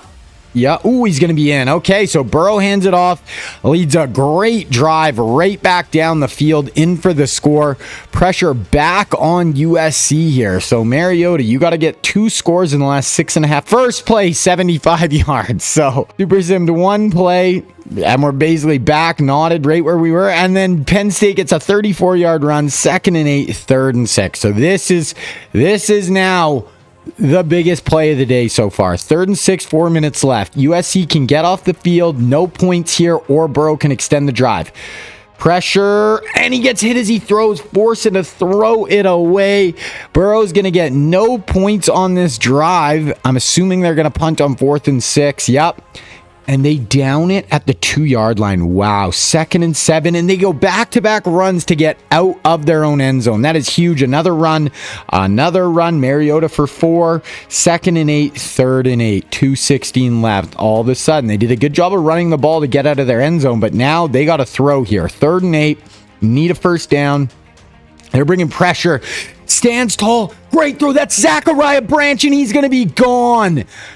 Super stud, super speedster Zachariah Branch takes that for close to 80 yards on 3rd and 8. Mariota stood in there, delivered a strike. They were bringing heavy pressure. Penn State fans holding their heads, wondering what just happened. Great job, Zachariah Branch, senior wide receiver. Look at Mariota, stood tall in the pocket. Not a beautiful football, but right on time to the fastest player on the field, who's just going to run away from defenders. So he's went 77 and 75 yards in his last 2 throws, basically. So, wow. Now, 2 minutes left. Joe Burrow football. We're going to watch this drive. Starts with a 14-yard gain. Let's see if Burrow can answer. This is a point where, once again, he needs a touchdown. Check down, little kind of stick concept there. That is fine. Keep rolling here. 140 left. They have 3 timeouts. So they're at the 50-yard line. They don't really have to worry about the clock here. It's just about actually getting in the end zone. Joe Burrow on the run, picked. I don't know what Burrow was doing. I don't know if he was seeing ghosts. He was kind of on the run, throw it out on the edge. Not a good throw at all by Burrow. Now, Penn State does have 3 timeouts. 3rd and 12 here, so they can get the ball back right here. They will, if they run the ball, they'll be forced to use their last timeout. But I mean, Joe will still have about a minute left. Yep. Good run stuff. Super conservative by USC, but force them to use all their timeouts. Now Burrow's going to have about a minute to have to go down and try to lead the score. So 1st and 10, 3rd and 11 already. So we're just going to watch from here. They get a sack, 50 seconds left. It is go time, now or never. Joe Burrow, 3rd and 11, backed up inside your own territory. Are you going to take a shot? No, another sack. And Burrow has not been good on these last 2 drives. Had a 2-possession lead multiple times in the 4th quarter. Blew it. Had a chance on that last drive, threw a pick. And now it is, a big completion. 30 seconds left. Keep it alive. That's a nice out route on 3rd down. Unfortunately for Penn State, they did say he was down inbound, so the clock is still moving. Pressure. Burrow has not handled the USC pressure packages well at all. 20 seconds left. This is getting to be, unless there's a blown coverage on the back end, it is not looking good for Penn State. Burrow, a million years to throw, finding, oh my gosh, Burrow. and he throws it away after that. Oh, geez, that is ugly. Burrow had legitimately 10 seconds to throw there. Doesn't get it off. This is Hail Mary time. It has to be, like I said, a blown coverage. Something dumb has to happen for USC here, or they are going to get it done. Burrow, you have to throw the ball, dude. Wow. Burrow. Horrible last 2.5 minutes there for Joe Burrow. And Marcus Mariota comes in there and gets it done. 275 plus yard touchdowns for the stud transfer in at USC. And they might jump up to the #1 team in the country after that W. Okay, so we are in week 7 now. I'm going to sim to about maybe week 11 or 12. And then we'll see if there's a game late we want to watch. We'll see if, you know, or if there's a bunch of our guys look like they'll be in the playoffs, we'll just wait and watch and save it for a few more playoff games. Okay, we are in week 12. Let's look at the top 25. I want to look at so USC is one of our team, Miami's one of our team, TCU is one of our teams, NC State, Clemson, all of our teams up at the top there. That is massive. Texas as well.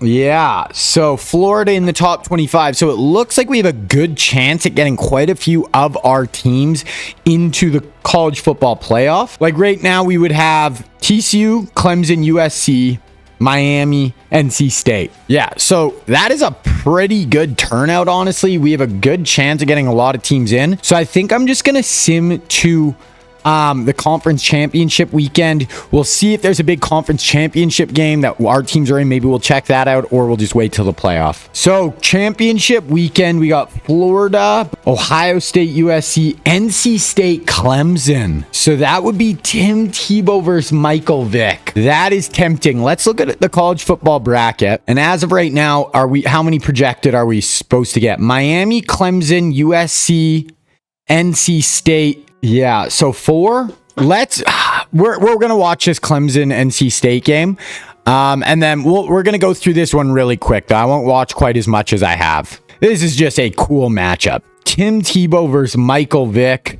Clemson has a much better team on paper, but hey, it's freaking Tim Tebow. Ooh, I don't know if I forgot to make Michael Vick a lefty. Now that I'm thinking about it.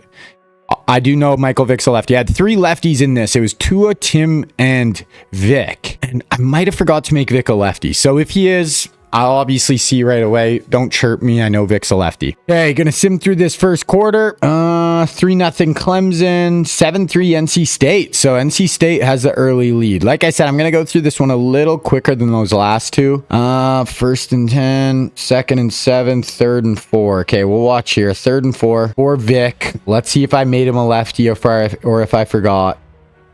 Oh, I got him. I got it. Lefty. Boom. And he delivers a strike. So we're all good. Vic, nice play on 3rd down. Let's see if he can leave a touchdown drive. 2nd and 9, 3rd and 9, doesn't convert. Gonna punt to Tebow, a 3rd and 6. Let's see if Tebow. I better made Tebow a lefty too. I'm pretty confident I made Tebow.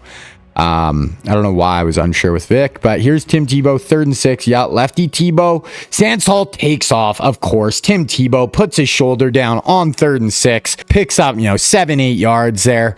Classic Tebow, gets it done. 2nd and 6, another 3rd down, 4th and 2, and they punt.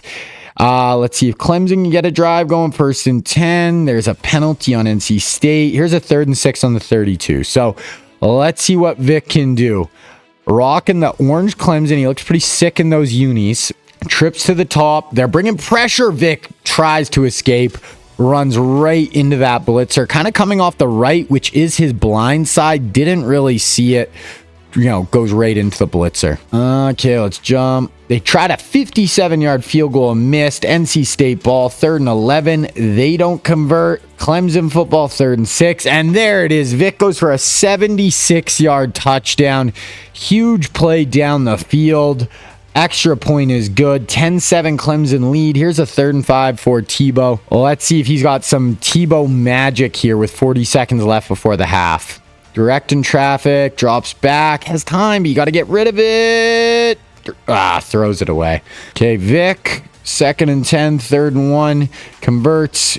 Oh, wow. Okay, I think this is going to be a field goal. Okay, I was hoping Vic would try to go end zone here, but field goal attempt for Clemson. This would put them up 13-7 at the half. Kick is up and good. So Nice drive there by Vic once again. They have the lead. Let's go to the fourth quarter. Still 13-7. Yeah, not a lot happening here offensively. Kind of a defensive showdown. 4th and 8 for NC State. Clemson football, 3rd and 9. They convert. 2nd and 6. 3rd and 15. This is definitely a time where Vic's got to pass. So I want to see this. It has to be a pass. Has to get it 15 plus yards down the field to convert. Bring a late pressure up over the top. He's got a cannon. Oh my God, what a throw. Michael Vick just dropped that in a bucket in the back corner of the end zone. What a freaking throw by Vic. We know he has a cannon and he let it fly there, put the air under it, and dropped it a yard away from the sideline. Absolutely perfect. Wow. Michael frickin' Vick from 42 yards out. They get the 2-point conversion to go up a full 14 here. Tebow goes for a 47-yard run for Timmy Tebow down to the 5. So Tebow leading a late drive here. He might have came alive after that nasty Vic throw. Lit a fire under Tebow. They're doing a formation shift here. Tebow in shotgun. Hands it off. Clemson, nice job filling in that hole. Field goal really doesn't do anything for you. To me, this has got to be 4-down territory. 3rd and goal from the 3-yard line now. Tim Tebow in empty. Obviously, Tebow could take off here, try to put his shoulder down. If it's there, no, he's going end zone. Picked off, and that is probably going to do it. Tebow in the end zone, tried to kind of go up the seam. 3rd and 7. Vic doesn't convert, but there's only 5 minutes left, so if Tebow wants this, he's going to have to really. 4th and 7. We'll watch this play from Tebow. 4th and 7. If they don't convert, we're just going to super sim till the end here. Drops back. Time. Fires. Nice throw and rack catch. Tebow. Good play by Tebow. Pick in the end zone. Could really obviously come back to bite him. 23-yard throw down to the 1, but then he gets sacked down to the 10. 3rd and goal from the 8. So if Tebow doesn't punch it in, he's got 2 tries to get in the end zone. If he doesn't get it, we're going to sim to the end here. Tebow. Time. He's going to take off. Ooh, he's got room. Tebow, put your shoulder down. Oh, down inside the 1-yard line. He's got 100 yards rushing today for Tebow, though. And here is the ball game. Down to the 1-yard line. 2-minute warning incoming. Tebow drops back.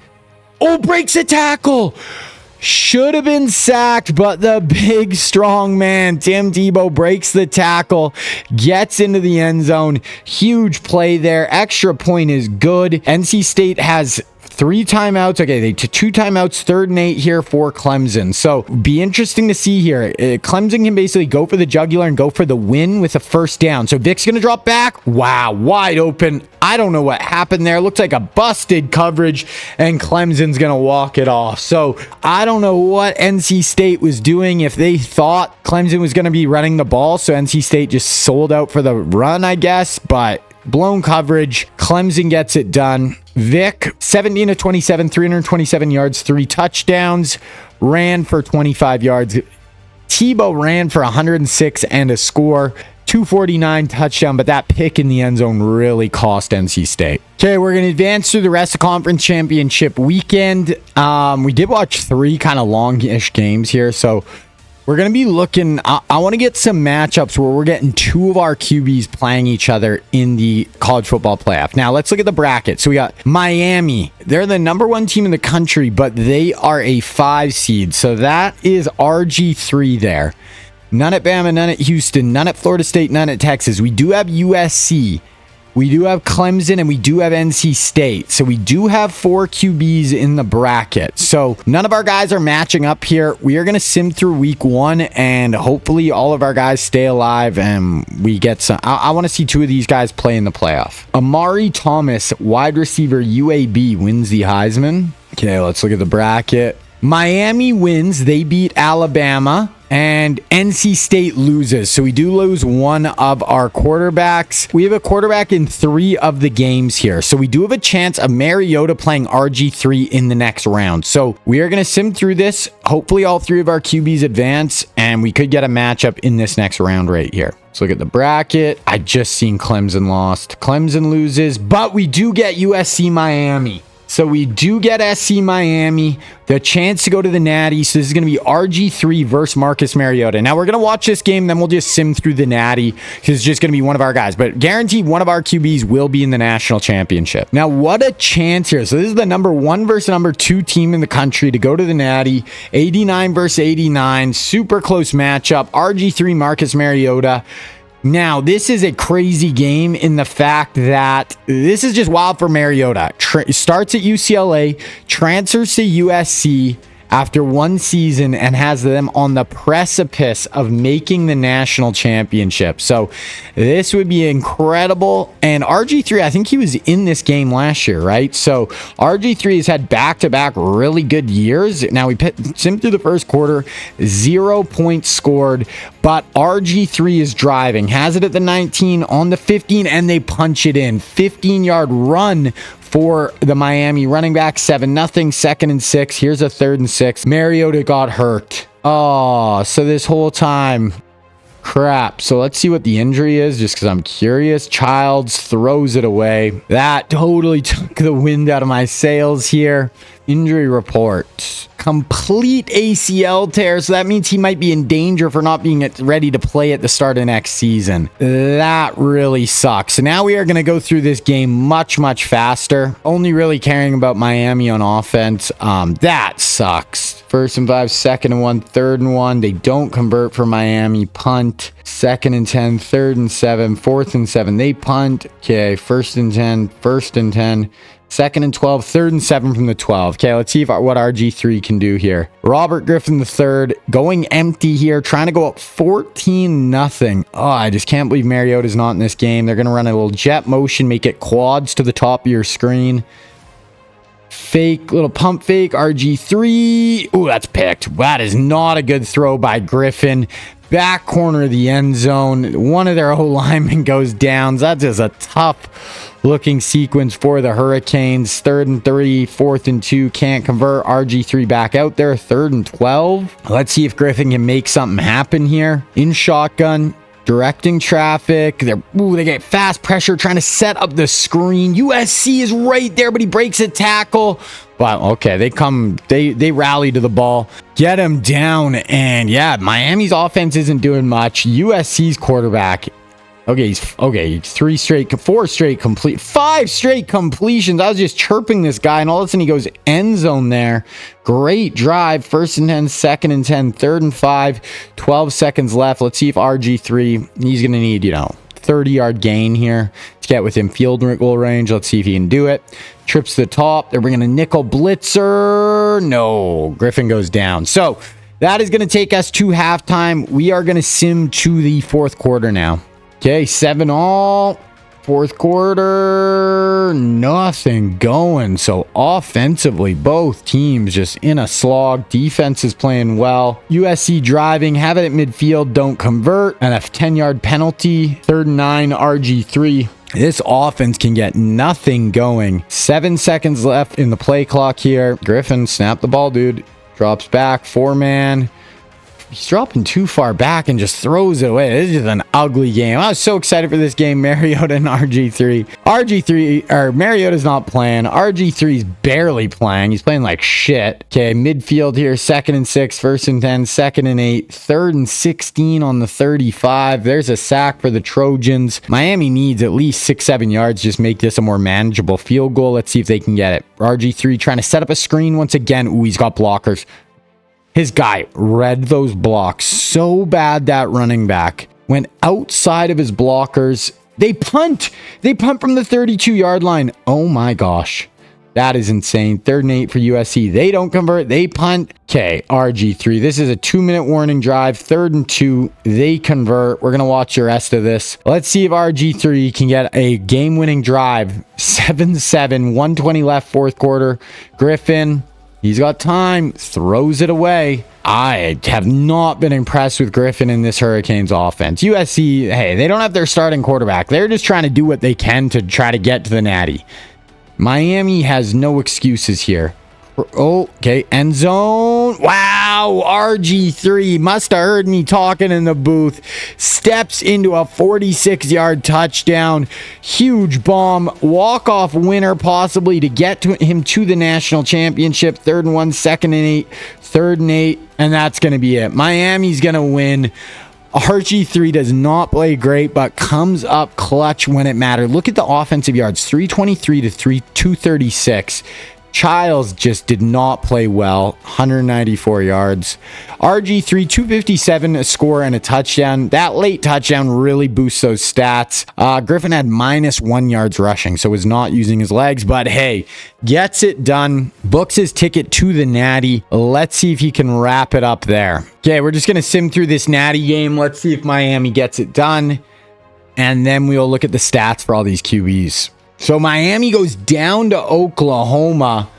Looks like RG3 actually put up a big game, but not enough. 42 points is an absolute metric ton, but Oklahoma gets it done. Okay, so let's look at the Heisman. Let's see if any of our guys were in the running. Oh, I should have looked earlier because they already gave it out to this Amari Thomas, but Tim Tebow kind of gets second. Then, oh wow, we had 4 of the 5 were our quarterbacks. So our QBs looked like they played a ton better this year. Let's just even look at Player of the Year. Tebow gets 3rd, RG3 5th, Mahomes, Vic, and Vince Young all in the top 10. Best quarterback, Jackson Arnold gets it, then Tebow, RG3, Mahomes, Vic, Vince Young, Marcus Mariota. So our boys looked like they improved a ton as sophomores.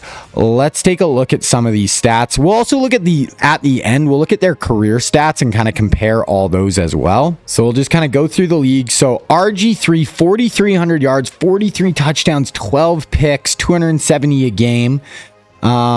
Let's see if he ran for any as well. Ran for 392, so not bad at all.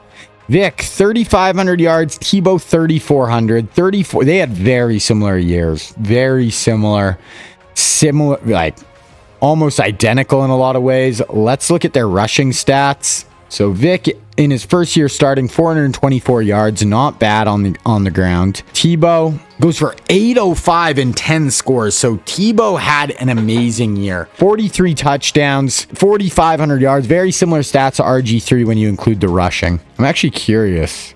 Yeah, Tebow finished 5th in the conference in rushing as a quarterback, which is crazy. Okay, looking at Mahomes, 3,200 yards, 34 touchdowns, 10 picks. Not a bad year. I would say maybe a little worse than last year, though. Big Ten, Joe Burrow, 3,800 yards, 34 touchdowns, 7 picks. 293 a game is very good. Mariota got injured, so he was up to 270 a game, which isn't that far off of Joe Burrow, but he got injured, didn't play the whole year. 31 touchdowns, 3 picks when he was playing. Let's see if he's still out 28 more weeks. So he had 423 yards on the ground as well, so probably would have finished around 700 yards. So Mariota was actually a freaking beast, just got injured. Tua Tagovailoa, 3,300 yards, 35 touchdowns, 6 picks, pretty similar to last year. Okay, looking at the SEC, Jackson Arnold, wow, had a big year. 4,100 yards, 52 touchdowns at OU.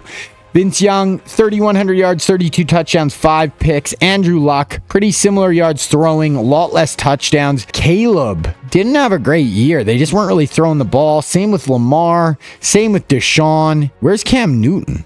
Oh, I think they started Nico Iamaleava over Cam. That sucks. So I got to make sure I make Cam Newton the starter next year.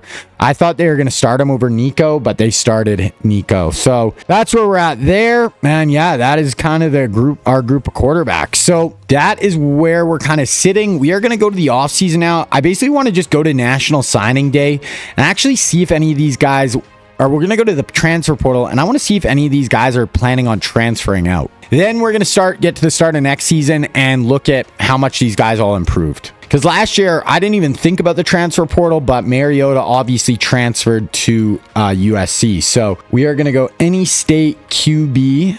Let's see if any of our guys are here. All my guys, I always put a little apostrophe by their name, so it's really easy to find them when they're in big lists. So none of them. DJ Lagway, actually, he was at UTSA, so he must have went from Florida to UTSA on the block again. But none of our guys, so they're all going to stay home. Let's get into the next season, and then we will look at how much these guys all improved. Okay, start of next season. Let's look at all our QBs. Okay, USC Mariota goes up to a 91 overall. Let's see how many more weeks he is out. Still out 20 weeks, so he's going to miss most of this season. That sucks. So not going to see a lot of Mariota this year. Tennessee, Ncaa went up to a 97 overall. Oh my goodness. Cam's a 90, but I'm going to sit Ncaa and we're going to start Cam. So I just got to remember to do that. Looking at Texas. Okay, so Manning left. Andrew Luck didn't really go up much. Kyler Murray's at an 89. Luck is still going to be the starter. South Carolina, Vince Young sticking in an 88, so not really going up much either. Penn State, Joe Burrow, 89. I was hoping to see some of these guys really shoot up. Notre Dame, Tua up to a 90. Tebow, only an 89. Mizzou, Caleb, 88. Miami, RG3, 89. Florida, Deshaun, only an 87. So none of these guys shooting up. Vic, 88. I think that was everyone. We looked at, I don't know if I looked at South Carolina, actually. I think that was the only one. And Vince Young. Oh, no, I did look at Vince. So that is where we're sitting. None of the overalls went up a ton, but a lot of those guys played really good last year. So we're just kind of keep it going here, see how they do in year 3. All right, so we are going to get into this season number 3. So this is going to be their junior years for all these guys. Now, one thing to keep in mind with this season as well, this could be the last year that we have all of the dudes, because obviously guys can leave after their 3rd year. So some guys could leave after their junior year here. So we just got to be cognizant of that and be aware. Now, let's look if any of our guys are on the Heisman watch here. No, Dylan Raiola at Nebraska is number 1. Let's look at the top 25. USC with Mariota, even though he's not playing to start here. Miami with RG3. Clemson with Vic. NC State with Tebow. Penn State with Joe Burrow. Tennessee with Cam Newton. I made sure Cam is starting as well. TCU with Mahomes. Texas with Andrew Luck. Missouri with Caleb Williams. So does definitely a lot of guys who have a chance to, be star or be in the playoff, have some good seasons.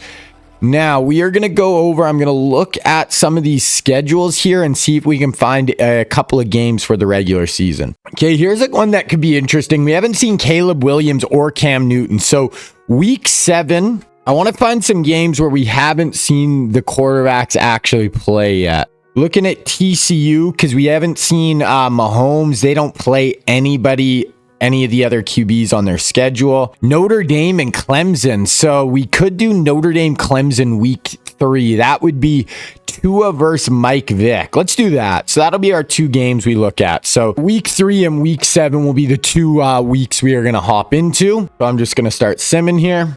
Okay, we are in week 3 here. We got number 1 in the country, 2-0 Clemson against number 19, 3-0 Notre Dame. So as long as both our boys are playing here, this should be a good matchup. Clemson's number 1, but Notre Dame actually is the better team on paper on the road. So this should be a really, really good game. So Tua versus Michael Vick. And then I think we've watched most of the guys. We haven't seen Mahomes yet. We haven't seen Trevor Lawrence because they're at the same school. We haven't seen Cam, but we're going to see him later in a game. And we haven't seen Lamar at Ole Miss. So that's another one we got to try to watch at some point. Okay, let's sim through the first quarter here. It is rainy and gross, so that might hurt these guys' ability to throw the football. But we have a 3rd down here. 3rd and 6, we're going to hop in and watch. So Tua in at quarterback. Start of the second quarter. 7 all. Tua drops back. Another lefty going to take off, try to run. He's going to be about half a yard short. Tua's got 13 rushing yards on the day. They're going to punt. Vic football, 3rd and 4. He doesn't convert. He's going to punt. A couple of big passes. And Notre Dame punches it in. They take a 14-7 lead. 2nd and 12. Here's a big 3rd and 7 for Vic. So let's see if Michael Vick can make a play here. Trips to the bottom of your screen. Shotgun. 1 running back. Lefty drops back, just get a little curl route, sits down in the zone. That's a nice play. Okay, 2nd and 6, 1st and 10. There's a big 26-yard reception. 2nd and 7, 1st and 10, 2nd and 6. Here's a 3rd and 3. This could be a running play. Maybe Vic will take off. I'd like to see Vic run here. I gave him 99 speed, so he should have all the speed in the world. I think I gave him and Lamar 99 speed, so he should be able to just tuck it and run if needed. He's going to check it down for a -2 yard gain. So Clemson's going to get stuck on 3 points here. Oh, the field goal is blocked. So huge play for Notre Dame. 3rd and 4, penalty on Notre Dame.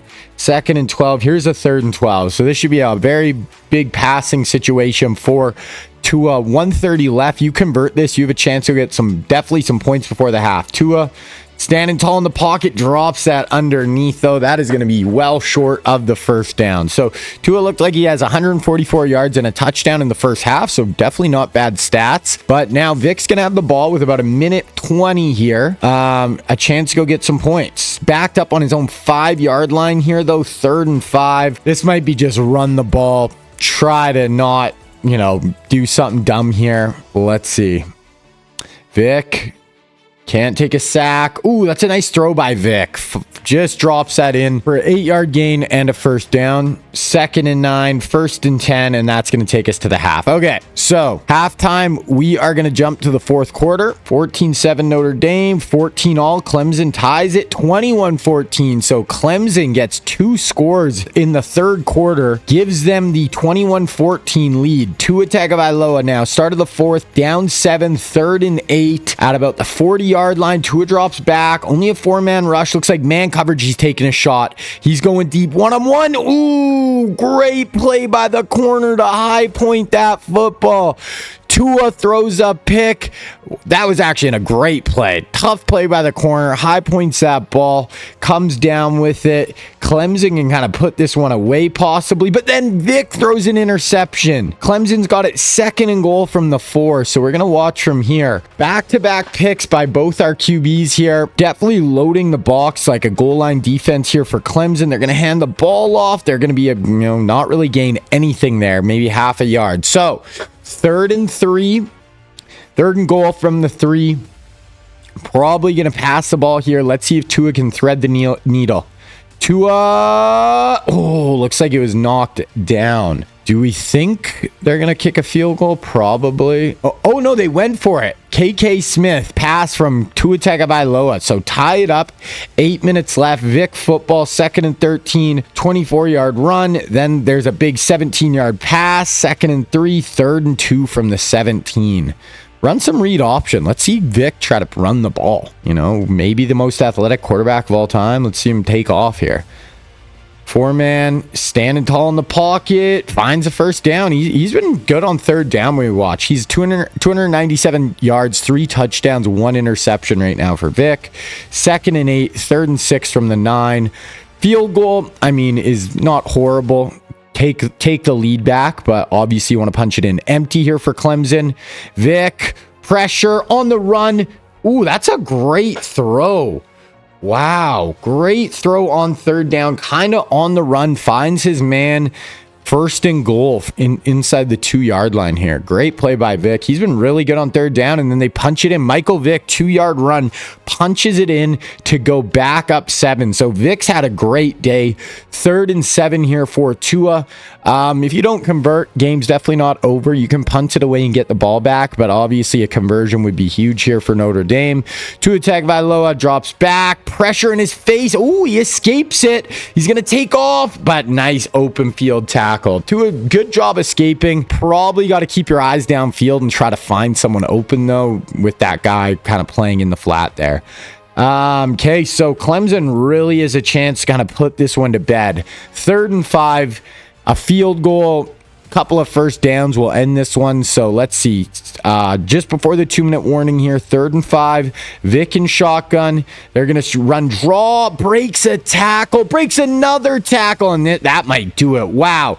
Turns that into about a 40, 35, 27-yard gain there on the ground, and that is probably going to do this one. 2nd and 9, 3rd and 6. Oh, wow. Threw it. Michael Vick to I thought they were just going to run the clock out. So that's basically going to do it. 2nd and 10. Wow. Okay. Tua goes for 47 yards. They need an onside kick. Onside kick recovered by Clemson. So now they can just knee it out, most likely. Yeah. Okay. So Tua has a big, throw there at the end. Both quarterbacks played really well, honestly. Vic, 318 yards, 4 touchdowns, 1 pick, plus ran for another score, 91 yards on the ground. So Vic had close to he had over 400 yards, 5 touchdowns. So Vic went absolutely nuclear in this one. Tua, 227 yards, 3 touchdowns, 1 pick, and ran for 15 yards. So Vic definitely outplayed Tua, but I wouldn't say Tua was the reason they lost that one. Okay, now I'm just going to start simming till week 7 here, and then we'll hop into another one. Okay, so week 7, we got Tennessee versus Missouri. 2 QBs we haven't watched yet. Both 2 and 3, unfortunately, but hey, winner still alive in the SEC at 3 and 3. Loser drops down to 2 and 4 and is going to be in a lot of trouble. Neither team super high overall, but let's watch Caleb Williams versus Cam Newton. 2 Heisman winners in real life. Okay, once again, gonna sim through the first quarter here. 7-0 Mizzou, 7-7. So tie ball game here. Tennessee is driving. They have it 1st and goal at the 5, and then they throw a pick, interception. So Cam throws a pick inside the 5-yard line, and they return it. Okay, no, 3rd and 4 here. Okay, yeah, Mizzou kind of backed up in their own end, but bad interception there by Cam Newton. Okay, here's Caleb, drops back, and wow. They got pressure on Caleb there in about a millisecond. Williams had no shot. Sack for a 7-yard loss. Going to be Tennessee football once again. 1st and goal from the 7. 2nd and goal from the 2. Let's see if they can punch it. Big old Cam Newton in real life. Obviously, you love to run in this situation. Let's see. Nope, just going to hand it off, and they pound that in. 14-7 lead for Tennessee at home here. Okay, 1st and then 2nd and 8, 3rd and 6. Okay, let's see if Caleb can do something here for Mizzou. Stadium pulse going off. Actually, that's under my face, so you guys can't see that. But here we go. Caleb, pressure. He's going to take off. Obviously, he can run. Picks up the 1st down. That's a good scramble by Caleb Williams. 2nd and 8, 1st and 10. There's a 26-yard throw by Caleb, and then they punch it in, 22-yard run. So Mizzou comes back, ties this up. 2nd and 13, 1st and 10, 2nd and 7, and then a 3rd and 7 here. So this is the first pass situation we've really seen from Cam in this one that we've watched live. Let's see what he does. Cam drops back. Time. He's going up over the top. Cam's got a cannon. He's got a man. Did the guy just overrun the football? I don't know what happened there. Cam kind of underthrew him, but also the guy could have just slowed down and caught it. The corner wasn't even there. That was bizarre. Should have been a touchdown throw from Cam Newton. Instead, have to punt it back to Caleb here. 14 all, 2-minute warning. Let's see if Caleb can make a play here. Kind of backed up in his own end. 4-man rush. A little slant over the middle. I think that's going to be half a yard short. Yeah, that's going to be inches. Teams are not aggressive when you super sim, so I'm assuming this is just going to be a punt here, even though that's just maybe an inch or two. And wow, they get it's a 26-yard punt with a 21-yard return. So would have been much better to go for it. And then next play, 33-yard touchdown pass by Cam Newton. 21-14 lead. Starting out here, Caleb Williams has a 13-yard gain there. 2nd and 6, 1st and 10. Penalty on Tennessee. 2nd and 6, 1st and 10 from the 14. We're going to watch right here. So 18 seconds left. 1 timeout for Mizzou. They can tie this up here. Caleb throws over the middle. Nice throw down about to the maybe 7-yard line there. And, they have no more timeouts, but they can definitely try to punch this in. Down at the 4. You can take 2 shots to the end zone and then just kick a field goal in 11 seconds for sure, as long as you don't get tackled inbounds. Okay, I was going to say, Caleb, you cannot take a sack here. This is the one thing you can't do here is take a sack. You got 6 seconds here to go take an end zone shot, and then you can just run on the field goal unit. Caleb drops back, can't hold. Yeah, you can do that. Wow, great run by Caleb Williams. Now, that is risky because if you do get tackled before the end zone, that is going to take you to half. But Caleb Williams, 4-yard scramble for the touchdown, going to tie this one up at 21. So we got a good game here. We are now going to sim to the 4th quarter. 21 all, 28-21 Mizzou, 35-21 Mizzou. So all of a sudden, Missouri's on a 21-0 run here, and now he's up 14. And then the next play, touchdown Mizzou, 42-21. What is happening to Tennessee at home here? 4 straight touchdowns, and then Cam goes for 31. So it's not over yet.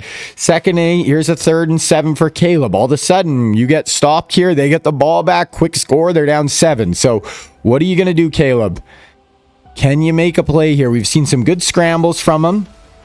Fires that. Oh, he dropped it. Caleb probably had to throw that half a second earlier and get it before that guy gets to that flat defender.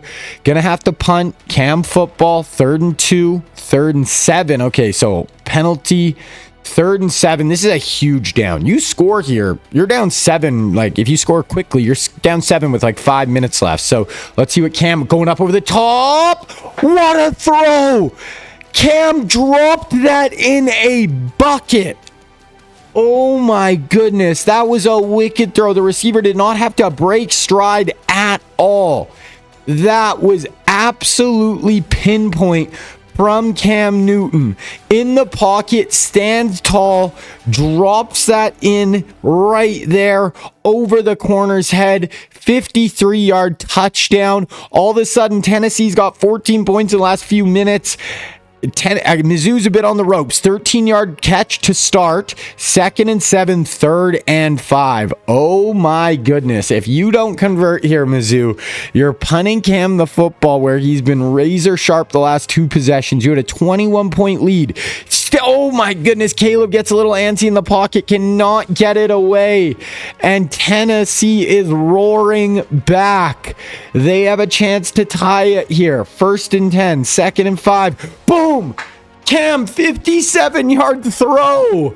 What is going on? 21 straight points in literally like 4 minutes here for Tennessee. Oh my goodness. 2nd and 7, 3rd and 1. Mizzou converts. 2nd and 7, 3rd and 3. They're really trying to run the ball and chew clock here. Now Mizzou could chew clock, kick a field goal here, and still get out of this. Like, crazy comeback by Tennessee.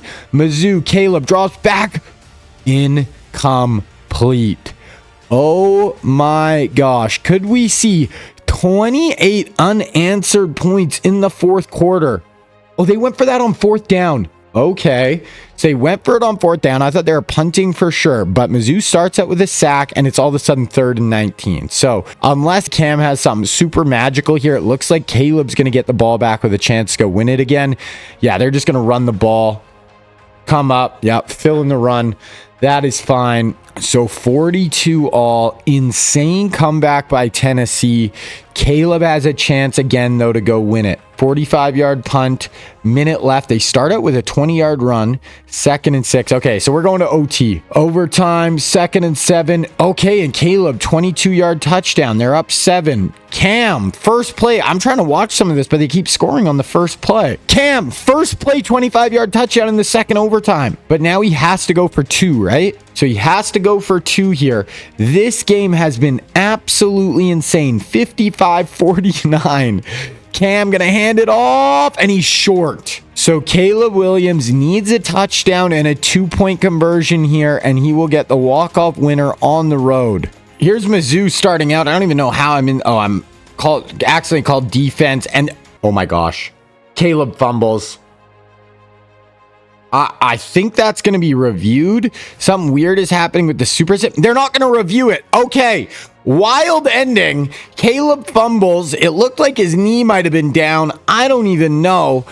I didn't mean to call on defense there. There's something weird happening with the super sim. But Cam Newton, 398 yards, 6 touchdown passes, did throw 2 picks, and ran for 17. Caleb ran for 53, 2 touchdowns, passed for 3 scores, no interceptions, but had that late fumble. What a freaking game. Tennessee roars back down 21 in the 4th quarter to win it in overtime. Absolutely insane. Okay, now I'm going to kind of get us to the end of the year here, and then we'll look if there's a good conference championship game. We'll look how many of our teams are in the playoff, all that, and then we'll kind of make a game plan on what games we want to watch. Okay, so we are in conference championship weekend. Let's look at the bracket. Obviously, this isn't set in stone, but we got Texas, we got Florida, we got USC, and we got Miami and TCU. Wow, okay, so TCU I really want to advance because we still haven't seen Mahomes. So this is actually looking really good right here. This is kind of what we want. Now, let's look at conference championship weekend. Is there anything? TCU, Oklahoma State, Florida, Texas. So we could watch Lamar versus Andrew Luck, or we could watch RG3 and Tim Tebow. But I think we have so many teams in the playoff that I think we're going to risk it and we're going to advance. Let's see. So let's look at the conference champions. Okay, this is going to be the final bracket. So this is going to tell us who's in. TCU's in, USC and Florida. Miami, Texas. Yeah, okay, sick. We could have Andrew Luck versus Mariota in round 2. We could have Florida, Miami. So that's RG3 versus... Who's at Florida? Oh, Deshaun Watson, right. And then, yeah, TCU won't really play anyone early, but okay. I mean, I'm definitely happy with that. It's probably going to tell us who won the Heisman right here. But let's look at the Heisman rank. Mahomes wins the Heisman with 39 touchdowns, 0 interceptions. Patrick frickin' Mahomes. I want to look at the full Heisman winner because this will change after the playoff, the actual rankings. Okay, Mahomes isn't first in the rankings, but Tebow is up there and RG3. But Mahomes gets it done. He comes in as the number 1 seed in the college football playoff. Okay, we are going to keep advancing here. Okay, so was that the first round? I think that was the first round. Okay, so Miami won, Texas won. So all our teams won. We got TCU, we got Texas, USC, we got Miami, Florida. Now, I think we're going to watch this Miami game. Though the shitty thing is, unless TCU makes the national championship, we don't have a matchup against any of our guys, unfortunately. But we're going to watch this Miami-Florida game right here because we still haven't seen Deshaun Watson. Big time matchup, 3 versus 6, 89. It looks like Miami is definitely the better squad on paper, but 2 of our elite quarterbacks here. So let's see who gets it done. I can't believe Mahomes went 39 touchdowns in the regular season with 0 picks, win the Heisman, bring TCU to the number 1 seed in the playoff. But let's be honest, just how it's going to work, they're probably going to lose in round 1. I'm not cheering for it, but that's just what I think will happen. Okay, we're going to sim through this first quarter. 7-0 Miami. Miami's went on a run every year here. 1st and 10, 1st and goal from the 1 for Miami, and they just punch it in 14-0. Florida football, 2nd and 10, 3rd and 19. So not looking good for the Gators here so far. Deshaun Watson going to be in gun here. Maybe they'll just run, but I'd like to see Deshaun try to make a play with his arm. Oh, that's a tight window throw. That safety's coming over the top as well. I don't think that had a shot, even if you get it over the corner's head. Punt with a 15-yard penalty against the defense. So Miami ball, 3rd and 4. Let's see what RG3 can do. Robert Griffin the third. Here we go. Drops back. Fires it out, checks it down, picks up a first down. They have a chance to go up 21-0 on this drive, and Florida has really just done nothing so far. There's a 16-yard run by RG3, 2nd and 5, and they punch it in. 21 rip here. 1st and 10, 2nd and 8, 3rd and 8. Deshaun, do you have anything for us here, my guy? Down 20. Well, I'm not going to call Deshaun Watson my guy, actually. Just, do you have anything for me, guy? Deshaun drops back, takes a sack. So Deshaun getting absolutely clobbered by his in-state rival. Big punt, 2nd and 4, 1st and 10, 3rd and 6 here. Let's see if Griffin can do something. Robert Griffin, 21-0, 3rd and 6, gonna empty, motion to empty, check it down. Ooh, I think he's gonna be half a yard. Oh, they give him the first down. I thought they were gonna put him a little bit short there. Jump to next play, 2nd and 8, 3rd and 5, they convert.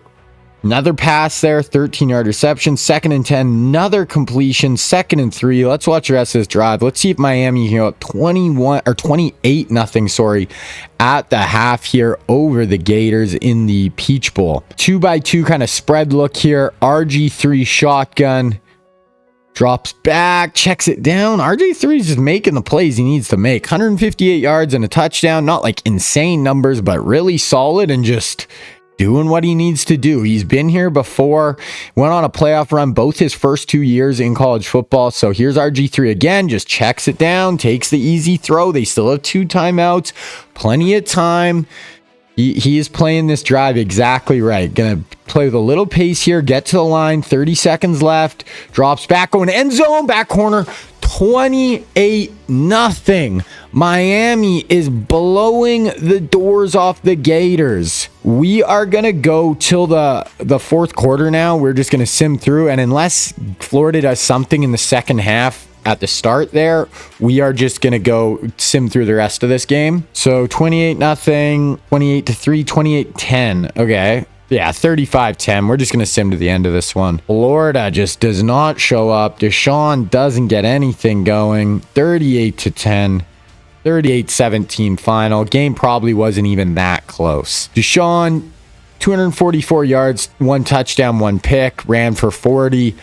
RG3 ran for 20. 206 yards, 2 touchdowns. So he didn't really throw the ball at all in the second half because I think he had about 170 yards at the half. So that was really, you're up 28. You're just calling the dogs off. You're just, let's just get out of here with a W and get to the next week.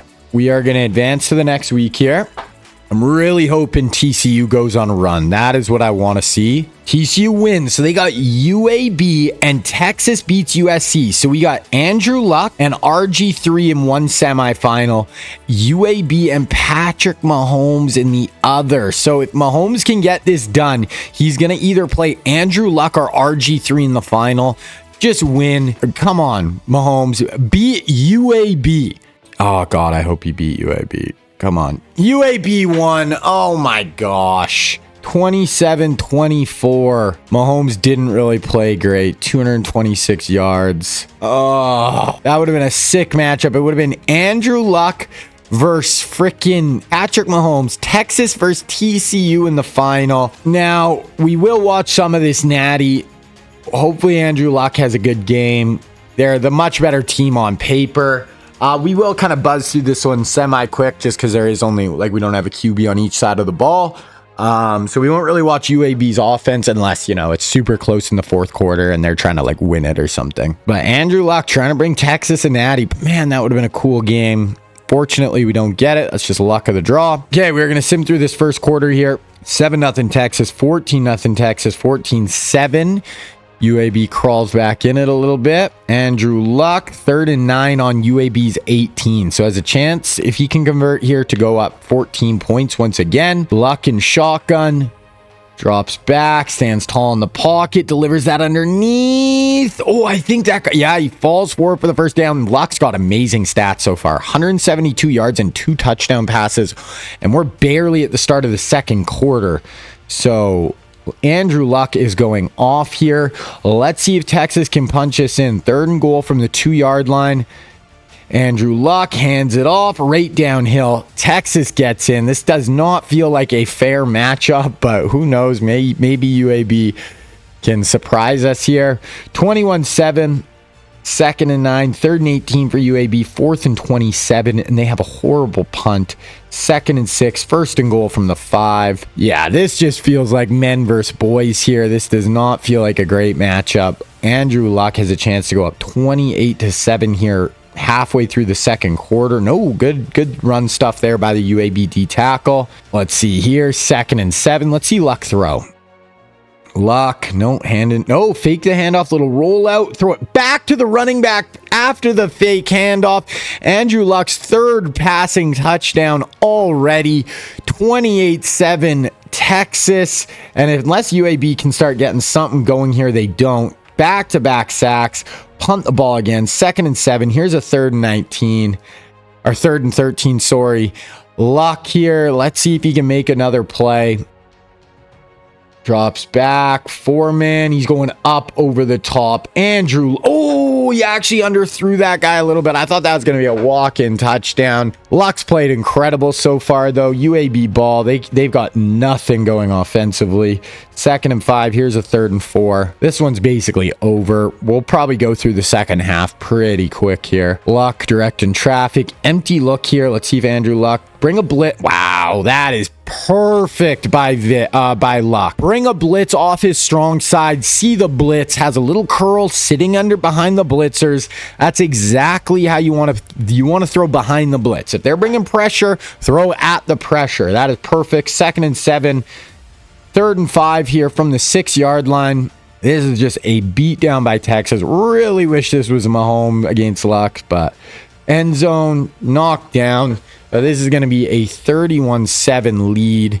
We are going to sim to the 4th quarter here, and unless UAB, obviously picks it up, we'll just kind of sim through the end of this one. 31-15. Okay. Oh my gosh. UAB just had a crazy 3rd quarter. It is 31-26. Texas has fallen asleep at the wheel. They need to get something going. 2nd and 6, 3rd and 4, maybe field goal range. I don't really know how good their kicker is, but all of a sudden, this is a 5-point game. It was 31-7, right? Oh, bring a blitz. Wow, great play by Luck. Oh my, what a play by Andrew Luck. If UAB gets a sack there, they're going to get a punt with a chance to go take the lead. Instead, Andrew Luck puts on the Superman cape, breaks a tackle with a stiff arm on the run, fires in a dime where the guy turns the corner in for the score.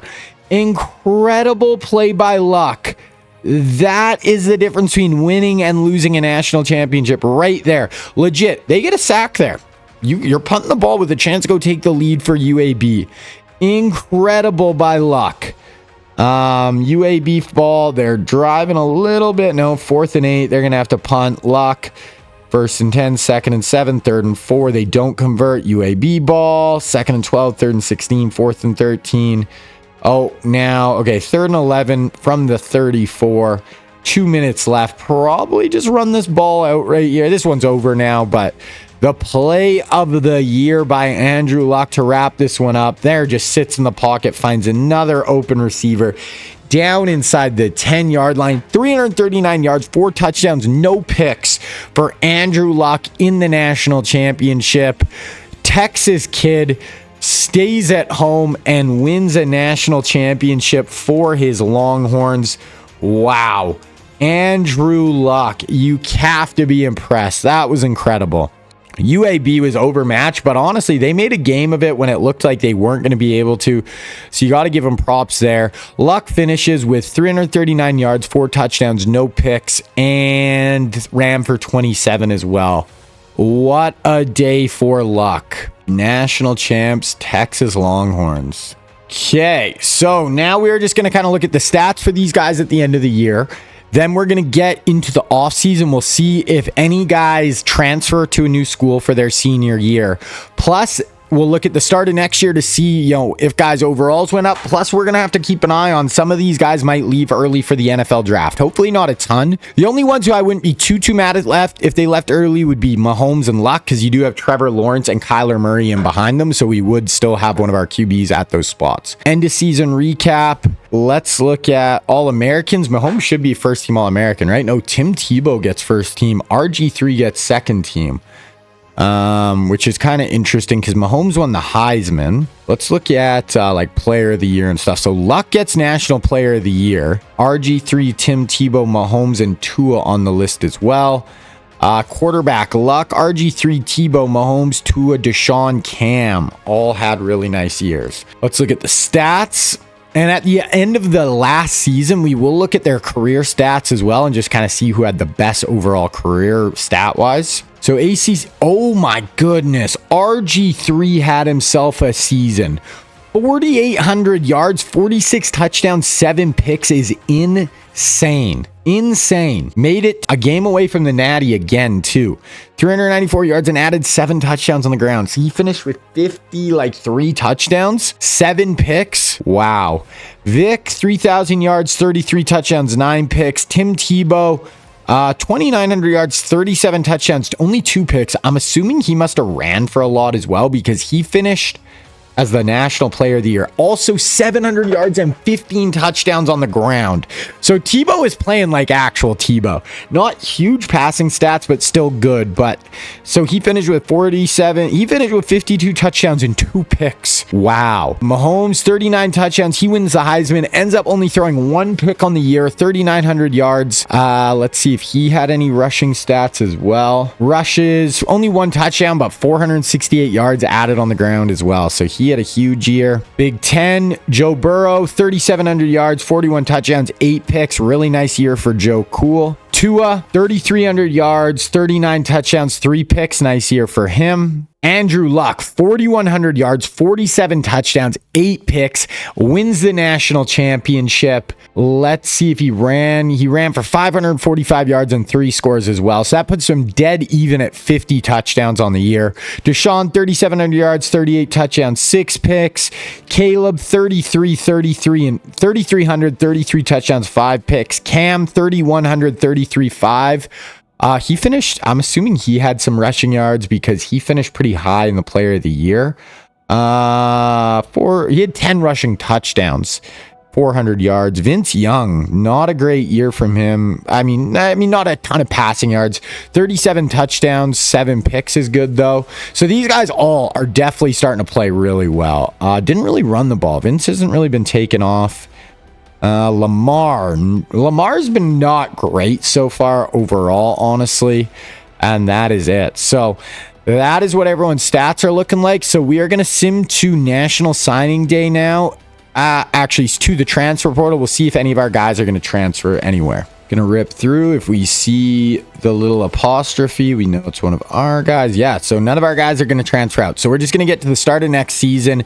We'll check on all the guys, see if the overalls went up, and we are going to see if how many of them left early. Hopefully it's not more than 2 or 3. Well, hopefully it's none, but hopefully it's not more than 2 or 3. Okay, start of this year. Let's go through this. So USC, Mariota stays, and he goes up to a 93 overall. Oh, I didn't actually check on Mariota's stats last year because he didn't play a ton. 2,700. He had a great year. Oh no, was that? He didn't play at all last year. Wow. So he's coming in for his senior year after missing all. Oh, he got red-shirted. Oh, they red-shirted him because he was injured. So he's going to be the only one who's actually not a senior, I believe. But we'll still end it after this year, obviously. Texas. Andrew Luck stays, goes up to a 92 overall. So we're not going to see anything from Kyler Murray this trip. But hey, Luck won a natty. He was the right choice to start.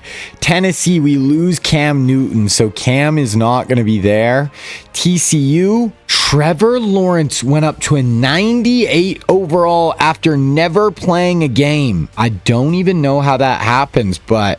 And Mahomes went up to 99 speed. I don't know how that happens. I definitely didn't make him that.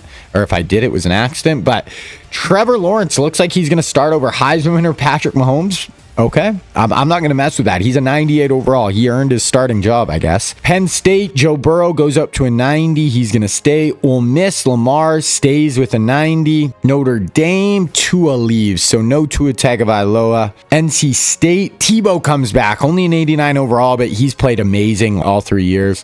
Caleb stays at Mizzou, 88. Miami, RG3 left. He was great all his years as a starter. Florida, Deshaun stays 89 overall. Clemson, Mike Vick stays 88. Okay, I went through. Who did I miss there? I missed. Oh, South Carolina with Vince Young stays at 89. I think that's everyone. So who did we lose? We lost Cam Newton at Tennessee. We lost Tua at Notre Dame. Is that it? I think that's close to it. There might have been one other, but so that's not too bad. And the craziest thing of the whole thing, though, is TCU. Mahomes goes up to 93, but Trevor Lawrence somehow goes up to a 98 overall. So we're going to get to see T-Law for 1 year. That will be interesting. Hey, getting into this last year, season number 4. Quickly look at this preseason top 25. So we have Andrew Luck still at Texas. We got, RG3 left Miami. USC with Mariota. Florida still has Deshaun, I believe. Clemson with Vic. NC State, TCU. Penn State with Burrow. Notre Dame, Tua left.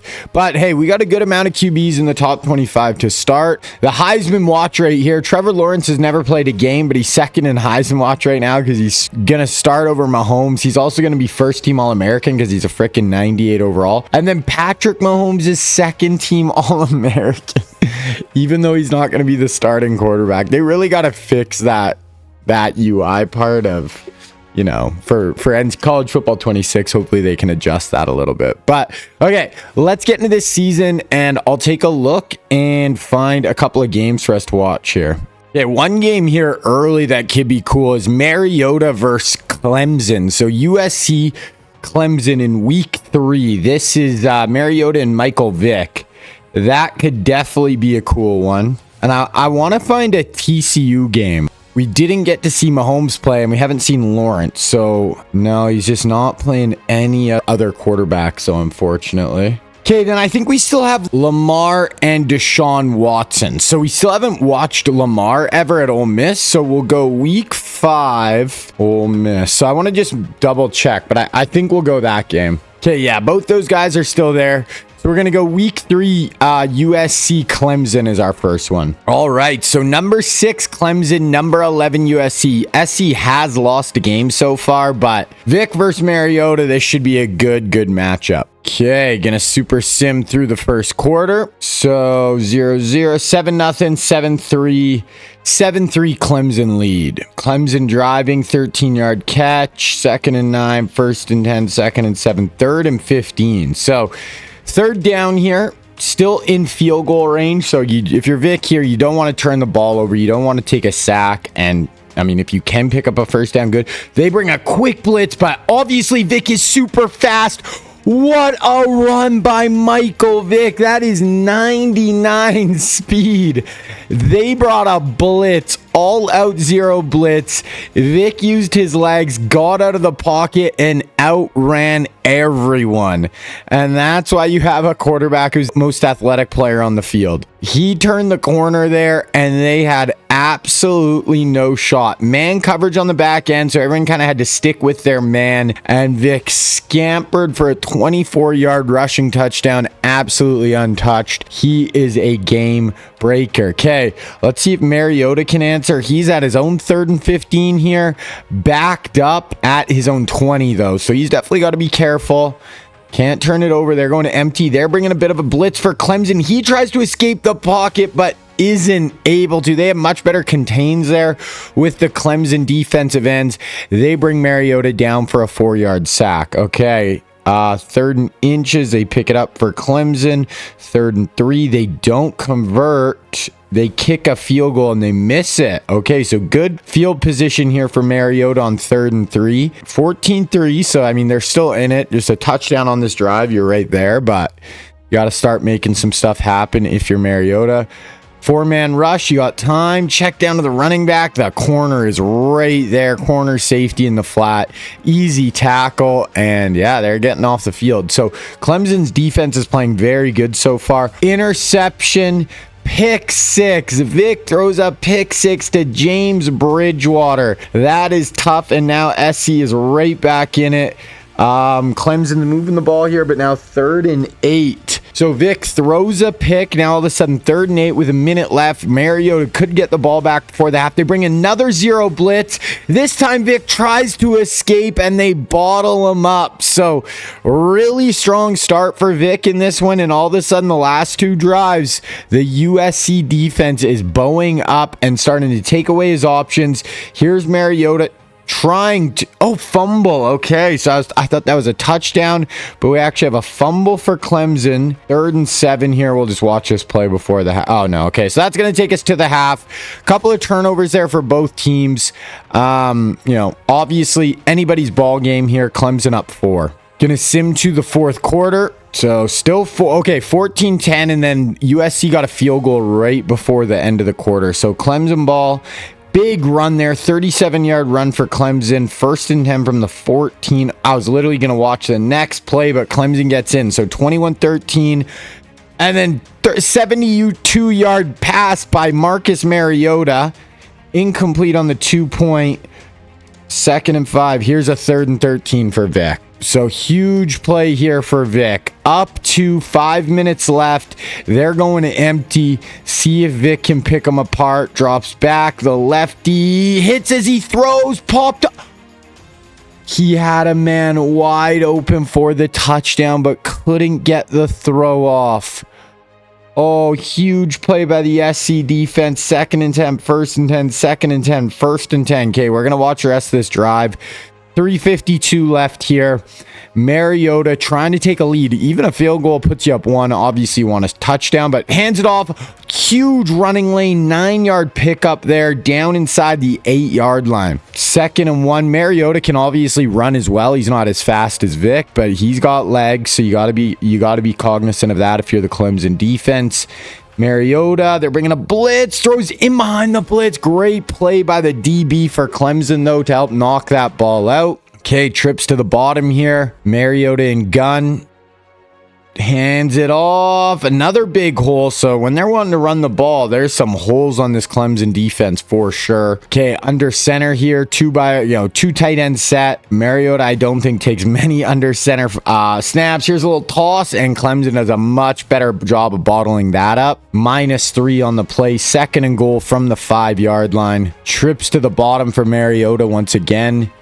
Getting run draw, runs into his O-lineman, and then he gets into the end zone. So would have probably got in easily, ran into his O-lineman, which cost his, a bit of momentum there. But USC able to punch it in, 5-point lead, and Vic starts out with a sack, and it's 3rd and 17 all of a sudden for Vic. So this game started really good for Clemson, and they just haven't really had much going since the 2nd quarter. Absolutely massive play here. You don't have to go for the... Oh, my gosh. Oh, just gets off the screen. Wow, he's actually got room. He's got room. Juke! He's 4th and inches. Oh, my goodness. They're going for this. Play of the day right here. Can USC get a stop, or did Vic scream? Yeah, he picks it up. So...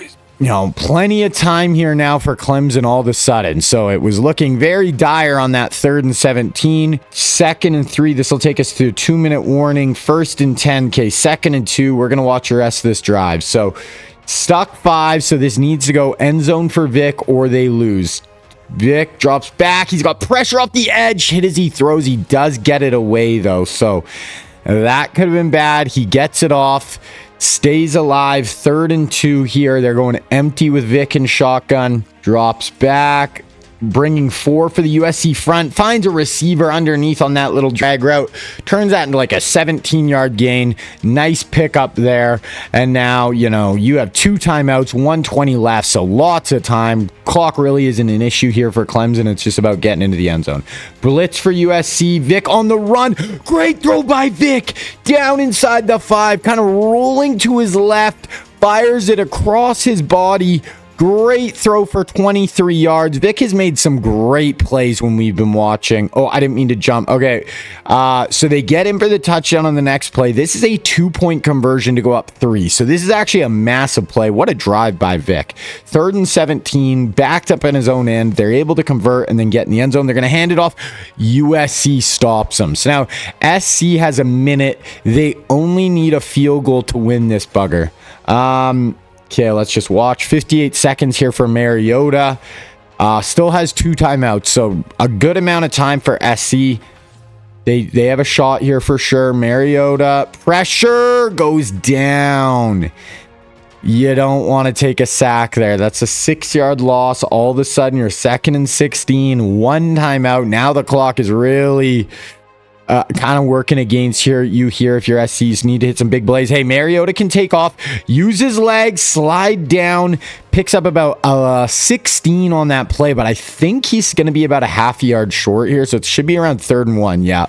3rd and 1, clock is moving. Oh, no, they called the timeout, so no timeouts here for USC. 2 running backs, they bring a blitz. You got to get rid of it. Mariota, you cannot take that sack. Throw it away, brother. So here's the game for SC. You don't convert, this one is over. Clock is running also. Mariota directing traffic, 4-man rush, running off his, I don't know what Mariota's doing on that play, and that will do it. SC is going to lose this one, drop to 1-2. Michael Vick made some great plays for Clemson when we were watching that scramble. A few throws on the run. Yeah, Vick played really well. Mariota, 250 yards and a touchdown, 26 yards on the ground. Vic had 34 yards on the ground and a touchdown, and 262 yards and a touchdown. Did have 2 picks. So I thought when we were watching, Vic was making a ton of plays. Beat Mariota when it counted, and he gets the W. Okay, so now we're in week 5. We're going to watch Ole Miss versus Florida. So this is Deshaun versus Lamar, both 2-1, both ranked teams. So it's a pretty good matchup. 88 versus 87. This should just be a really close, tight game. And I think other than TCU, this Ole Miss, I think we've watched everyone in a game now in the sim, except TCU, but they just never play any. So really, we got to try to hope TCU goes on a run and play someone in the playoffs. Okay, we're going to sim through this first quarter. 3-0 Florida, 7-3 Ole Miss, 10-7 Florida. So Gators up here. 3rd and 4, don't convert. 2nd and 9, here's a 3rd and 9 for Florida. So Deshaun Watson in at quarterback here for the Gators. Fakes the handoff, rolls out, pressure. Yeah, that did not look good from Jump Street there. Ole Miss comes in, big sack there, bring Deshaun down for a 9-yard loss. Punt it away. Here's Lamar at quarterback. Long run there. 2nd and 7, 1st and 10, 2nd and 6, 1st and 10 from the 17. So let's watch this drive here. Here's Lamar Jackson. Fast as all hell, obviously. Super athletic. They're just going to hand this ball off, though. Florida stuffs it for a 3-yard gain. 2nd and 7 here. Lamar in pistol bunch to the top of the screen. Gonna fake the handoff. Oh, pressure. No, goes down. 3rd and 11. So Lamar not able to escape there. Big 3rd down in field goal range, so you can tie it up here. So no sack, no turnovers here if you're Lamar. Need 11 for the first. Block the running back. Block. Oh, yeah, that is back-to-back sacks to lose 11 yards for Lamar. And they are able to hit the field goal, but that turns it from a 36-yarder to a 37-yard or 47-yard field goal. So not great, awareness on game situation there for Lamar. But here's Deshaun Watson, 3rd and 5, 4 minutes left in the half, tie ball game. Well, let's see what Deshaun's got. They're bringing a heavy blitz. Wow, right in his face. So, well, whenever we're watching, both these defenses are playing really well. Pressuring these QBs, not giving them any time. 2nd and 7, 3rd and 4. Lamar converts, 16-yard gain. Here's a 3rd and 7 on his own 38. 151 left, so you have a lot of time here to go try to take the halftime lead. If you're Lamar Jackson, trips to the top. 4-man rush, right over the middle. Nice, right in stride. That's how he fumbled. Okay, I don't think he actually ended up fumbling there, but it was recovered by Ole Miss anyway. But that's a great job of Lamar hitting that guy in stride. Didn't have to break stride, slow down for that ball, so he's able to keep all his speed, get a ton of yards after the catch. Here's a 2nd and 5, 3rd and 1 here. Pistol. 110 left. I'd like to see a Lamar run. Breaks the tackle. Wow, very good job by Lamar there. They get a free rusher. He breaks the tackle, stays alive, picks up the 1st down. 2nd and 5, 1st and goal from the 6. So we'll watch from here. 50 seconds left. 2 timeouts for Ole Miss. So they really have their whole playbook open to them here. Lamar drops back. Was going to take off. Now he does. And Lamar Jackson into the end zone. Nice drive by Lamar. Made some plays with his legs to go up 10-7. Deshaun, 35 seconds. He's just going to let it go to half. Okay. So we're going to sim to the 4th quarter now. 17-10 Ole Miss as we're sitting now. 20-10 Ole Miss. So 10-point lead Ole Miss in the 4th quarter. 3rd and 2 for Deshaun. 4th and inches, they pick it up. 2nd and 8. 3rd and 15 from the 50. So let's see if Deshaun Watson can answer back here. Stuck 10, only 8 minutes left. So you're going to have to start scoring here. Ole Miss brings an all-out blitz, and they throw a screen in behind it. Perfect play call. Deshaun Watson stays alive just long enough to drop it off to the running back. Here's a 3rd and 6 from the 31. Now you're close to field goal range depending how good your kicker is, so can cut it to a 1-point game. You can't take a sack here if you're Deshaun. They're going to run a fake handoff, set up, fires it. Nice throw. Deshaun Watson down inside the 5-yard line for the Gators. Hard play action fake on 3rd and 2 to hit that deep over route. Really like that play design and play call there. And then they punch it in the next play. So Florida down 3, Ole Miss football. Lamar, oh, that's a penalty. So 3rd and 17. Deshaun just converted a 3rd and 15. Let's see if Lamar can answer back with a 3rd and 17 conversion. No, they're just going to hand it off. So super just conservative there with the play call. And punt it away. Oh my God, Deshaun, 28-yard run for his running back. And then the next play, 23-yard touchdown run by Deshaun Watson. They storm back with 14 straight points. And then picked. Lamar gets picked. Deshaun has it inside. Oh my God, 21 unanswered in the last 5 minutes for the Gators. Ole Miss is on the ropes here, down 11 with 3 minutes left. All of a sudden, Florida just completely goes off here. This is the game. If they don't convert, this is over. Yeah, this is over. Wow. Florida kind of comes out of nowhere and just lays the boots to him in the 4th quarter here. Add another field goal. Lamar, 49, 3rd and 7. Here's a 3rd and 2. We'll just watch because we haven't really seen it. Oh no, this is Deshaun with the ball. I thought Lamar had the ball. So yeah, this is just to kind of run the clock out. So that is going to do it, guys. This one, yeah, is now. Oh my goodness. Florida just lays into him here. Ole Miss, you looked like you had this game at hand and just absolutely blow it. So that is going to do it. That pick by Lamar, too, not good. 24 points in the 4th quarter for the Gators. Deshaun, 138, 1 touchdown. Didn't really ask him to do much with his arm.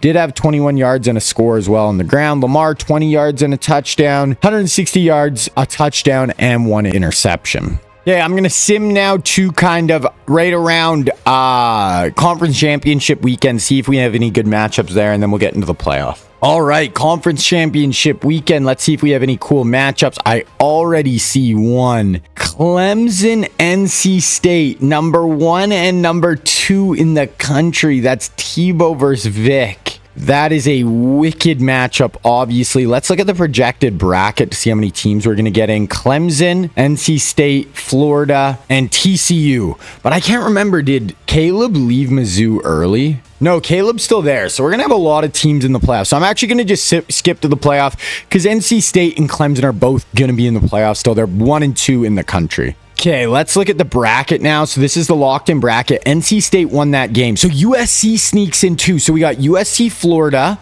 NC State, Clemson, TCU, Missouri. We have a ton of our quarterbacks. So I'm going to sim through this first week, and we should have a matchup next week with 2 of our QBs. We do have USC, Florida this week, but let's keep going. Let's get into the second round. Tim Tebow wins the Heisman, 2,700 yards, 36 touchdowns, 1 pick. Let's actually look at the Heisman watch right now because it does start to change once guys play more games. So this is the actual Heisman list. Tebow, then Lawrence, then Caleb Williams, top 3. Wow, okay. Okay, so sim this week, and then this should put us to the second week of the playoff. Okay, let's look at the bracket. So USC beats Florida. Clemson loses to Georgia. Missouri whoops Nebraska. So we still don't have a matchup here, but we have 4 teams left. So hopefully they all win. Like next round, we could have USC versus NC State, TCU versus Missouri. That would be the dream. I really hope we get TCU versus Missouri as the number 1 to see, because we haven't seen TCU yet, but let's go. If all 4 of these teams lose, I don't even know what to say. I think I saw Missouri lost. TCU wins, USC wins. Okay, we're going to watch TCU Oregon right here. And then just because we haven't seen TCU ever. Okay, so TCU versus Oregon. 13-1 Oregon. Trevor Lawrence at quarterback. They're both 88 overalls to go to the national championship. And TCU was a game away last year, remember. They would have played Texas, but they ended up losing that one. So let's see if they can make it this year with a different quarterback, and Mahomes is their backup. Let's go through the first quarter. 7-0 TCU, 7-7. And obviously here we're going to mostly be watching TCU on offense unless there's something right at the end of the game for Oregon. 2nd and 3, and they score. So 14-7, Oregon football. They turn it over. 2nd and 12. Here's a 3rd and 10. So first time seeing big Trevor Lawrence in at quarterback for the Horned Frogs. Pistol look here, drops back, stands tall in the pocket, checks it down. Going to be short of the first down though. But he has 144 yards and 2 touchdowns right now for Trevor. So he is playing very well. 29-yard punt, 2nd and 15, and they get a pick 6. So 21-7 TCU here. They're going off. 2nd and 10, 21-14. Oregon storms back. 3rd and 4, don't convert. 2nd and 7, 3rd and 6, 4th and 6. Field goal, Oregon. TCU ball, 3rd and 5 here. Let's see what Lawrence has got. They're going empty. Put it all on Trevor Lawrence's shoulders here. Try to see if he can make a play. Drops back, stands tall in the pocket, checks it down. Great throw by Lawrence. Picks it up, has slowed down a little bit, only at 163 yards now, but he's got a chance to go put some points on the board here. 2nd and 10, first down after a 14-yard catch. Another big throw there, and we're going to watch from here. So minute 12 left, 3 timeouts. Plenty of time for TCU. Bunch to the bottom of the screen. Lawrence checks it down underneath, picks up the first down. 200 yards now for Lawrence. Okay, let's see it. Minute left. Lawrence trying to put up 28 on Oregon in the first half. Drops back. Good protection. Ooh, beats that D tackle and throws it away. That's just a good job of keeping the play alive. Nothing open, throws it out of bounds. Doesn't take a bad sack. Doesn't get an intentional grounding though, so I like that from Lawrence. Okay, drops back. Escapes the pocket again. Throws on the run. Throws it away. So Oregon starting to get a little stronger here on the last 2 plays. Holding Lawrence, from attacking downfield too much here. Okay, Lawrence, 3rd and 10. End zone touchdown. Wow. So that's going to put him at like 225 yards. 3 touchdown passes in the first half. Trevor Lawrence is going off. 28-17. Oregon interception. So we will sim to the 4th quarter now and see where we're at. Oh, Oregon gets a...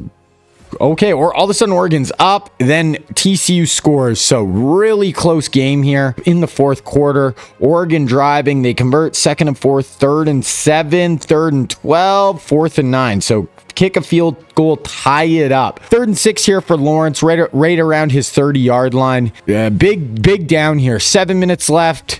Stands tall, hit as he throws, and he goes down. Looks like he was trying to get that ball off. Ends up getting sacked for a 6-yard loss. Oregon football. 2nd and 10, 3rd and 7, 4th and inches. They punt. Okay, here's Lawrence. A chance here, but backed up inside his own 10-yard line. 3rd and 8. You cannot make a bad mistake here if you're Trevor Lawrence. You can't turn it over. They're just going to hand it off. Super conservative there. 4:40 left. They have 14 carries for 26 yards. They have not been able to run on this Oregon front at all.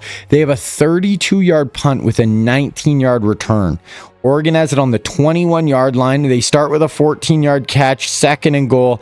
They punch it in. So TCU down 7 here. Lawrence starts out with a 30-yard throw, 15-yard penalty on the defense. Let's watch from here. 2:35 left, 2nd and 10. TCU trying to tie this up at 42 all. Fakes the handoff, and oh wow, what a play. Spins out of it, throws it out, but wow, great play by Lawrence to stay alive there. Would have been sick if he was able to complete the pass, but even just evading the sack there is absolutely massive. Keeps us at a 3rd and 10. It would have been about a 3rd and 16, 17 if he would have got sacked there. Hand the ball off. Picks up. Ooh, nice broken tackle. Picks up 6 yards. Yeah, okay. So not quite the game. I didn't mean to sim that. So Lawrence ends up throwing a 14-yard touchdown pass. I tried to watch that play, accidentally simmed it. And then Oregon, 39-yard touchdown. Trevor Lawrence is going to have 50 seconds here. Let's watch. He does have 3 timeouts, but this is going to be tough. This would be a crazy drive for Lawrence. 2nd and 7 over the middle, fires it in. Oh, breaks a tackle. Great way to start the drive. He's at 369 yards and 5 passing touchdowns for Trevor Lawrence right now against the number 2 team in the country. Crazy game here for Lawrence. Stands tall, fires another one. So back to back, big completions. Goes for 17 and 14 to start this drive, and TCU is alive. 30 seconds left. They still have 1 timeout. They need another big completion though. Lawrence, checks it down. Okay, clock has to use their last time out there. So now it gets tough. You can't stop the clock unless you go out of bounds. Down 7, 27 seconds. Lawrence can't take a sack. You cannot. Yeah, that is the one thing you can't do. He's done a good job of evading sacks here, but that is an absolute killer. Down under 20 seconds now. 3rd and 12. Got to get rid of this. That is the worst place you can throw it. And now looks like it's over unless they have an absolute miracle. 43 yards away, 12 seconds, no timeouts, 4th and 12 to go to the national championship. He's going to go end zone. He's got one-on-one, popped up and incomplete. And Oregon is going to hold on and end this one. 49-42. Lawrence did all he could. He played great. Really, really good. He ended up 391 yards, 5 touchdowns. He also ran for 2 yards. But yeah, great game. Comes up a little short. They go back to the semifinal for TCU. Heartbreaking losses, and Oregon advances. Okay, let's see. I think USC is the other team, right? So if USC advances, we'll watch a bit. We'll watch kind of how we just watched that TCU game. We'll watch USC if they make it. If they're out, no, USC versus Oregon. So we'll quickly buzz through this USC game and see if Mariota can win it all. So the old Pac-12 rivals, Oregon SC in the national championship. I think it might have said it's at the Rose Bowl this game, which would be freaking cool. Not the Rose Bowl, but hey, national championship on the line here. Marcus Mariota trying to get it done. Beat the Ducks. This is a good matchup. Didn't mean to kick it off, but we'll just super sim from here. Okay, sim through the 4th quarter. Same thing. We're not really going to watch the Oregon offense, just the USC. Mariota, 3rd and 13, can't convert. Oregon driving. They can't convert. 2nd and 8. Here's a 3rd and 5 from his own 6. So have to be careful here if you're Mariota. Trips to the top, shotgun look. You do have a running back for extra protection if you need it. No, they send him out. Mariota, nice little check down. Little stick route from your tight end. Great job. Mariota does have only 30 yards and a pick so far, so not a great start for Mariota, but it is early. 2nd and 7, 3rd and 4, not able to convert. And then, wow, Oregon gets the ball back, throws a pick right away to USC. Mariota sacked. Here's a 3rd and 2 from the 12, and they punch it in with a 12-yard Mariota run. So 7 all here, 2nd and 20, 3rd and 29, 4th and 14. USC gets the ball. Another big run there, 2nd and 8 from the 17. We're going to watch from here. So all of a sudden, USC kind of storms back in the 2nd quarter, gets a touchdown, gets a turnover, chance to get another score here, hands it off. Down to about 3rd and 5 here. So now it should be up in Mariota's right arm. Let's see if he can make a play on this 3rd down. Trips to the bottom once again. Mariota drops back. Quick little out route. 4th and 8. I'm assuming they're going to kick a field goal. I'm going for this in real life. They do. They go for 3, 4th and inches. I'm going for that. But 1st and 10, convert, and Oregon goes down and scores. So Mariota's going to have 1:23 left. 1st and 10, a couple of big passes. 3 big passes in a row. Gets it down to about the 20 here. They do have 1 timeout for USC as well. So plenty of time here to try to make a play. get in the end zone, still can stop the clock. Trips to the top. Oh no, 2x2 set. Sorry, 2x2 spread look for Mariota. Drops back, kind of takes off, throws on the run, checks it down. Guys, breaks a tackle, picks up 9 on the play. I'd probably call my timeout here, but they're going to let the clock run. 2x2 spread once again. Mariota drops back, running a little mesh concept. Wow, spins. No, doesn't really gain anything there. Maybe lose half a yard. 3rd and 2, still a timeout, letting this clock run. Need a conversion. Right over the middle, holds on. Now I'm definitely calling my timeout. And no, they're letting this clock run. 17 seconds left. Quads to the top. 9 yards out. Going end zone. Oh, he had him. Beat him off the line. It looked like Mariota had to put a little more mustard on that. He tried to kind of lob it in, put some touch on it. Probably need to just bullet that back corner. But 2nd and goal from the 9 seconds left. Mariota back corner, knocked down again and picked. Back-to-back plays by the corner, getting his hands on the ball, and that time it ends up picked. So USC gets no points out of that drive. We are going to sim to the 4th quarter of the national championship here in the 4th season of this sim. Oregon has a 21-10 lead. So if Mariota wants to win it all, he's going to have a nice comeback. Oregon's driving here too. 2nd and 6, 3rd and 6. Down 14 with 7 minutes left. It is do or die for USC, Marcus Mariota, and the Trojans. 3rd and 7 here. This is almost 4 down territory, depending what the yardage is. Stands tall, lots of time. Fires over the middle. Nice completion there.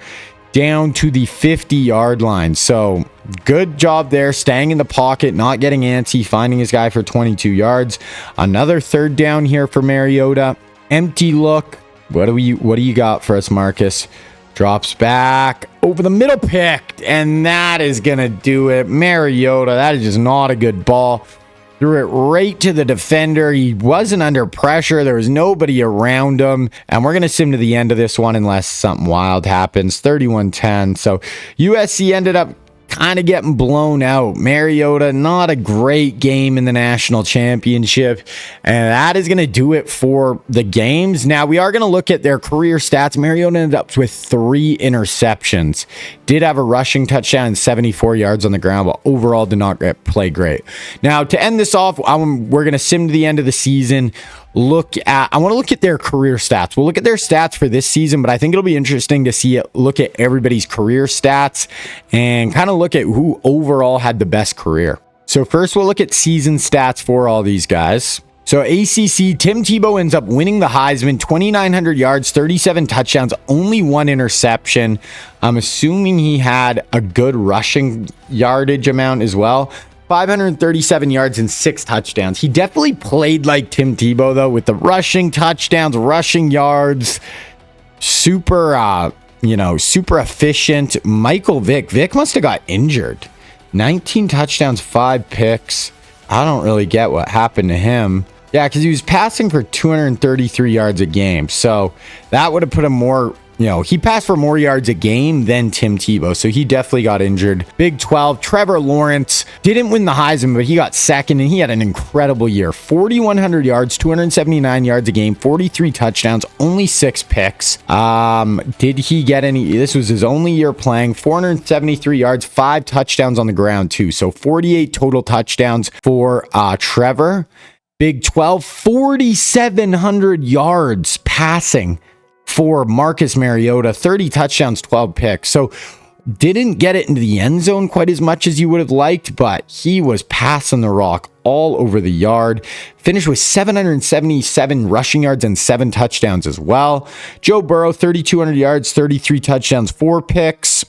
That's everyone in the Big Ten. SEC Caleb, 4,300 yards, 53 touchdowns, 5 picks. So all of a sudden, Caleb Williams came out and had his career year. Blew all his other years out of the water. Like, it wasn't even close. 209 rating is insane. Didn't really have a lot of rushing yards, but a 209 rating. That might be a record in college football. That is nuts. Who else do we have here? Vince Young, 30 touchdowns, 8 picks, 3,000 yards. Deshaun, very similar season to Vince. Andrew Luck kind of came back down to earth. Only 200 passing yards a game. Lamar, 2,500 yards, just a decent year. So that is kind of, I think, all of our quarterbacks. Some guys left early. One thing I want to look at, all. Oh, does it not do? Yeah, it does all. National. So Mariota had the most passing yards. Caleb most passing touchdowns. And second most yards per game. And out of guys who actually threw a lot of balls, Caleb Williams should have won the Heisman for sure. 300 passing yards a game, 209 rating. For guys who actually threw the ball a lot, no one was even close to him. For guys with over 2,000 yards passing, next closest was 180.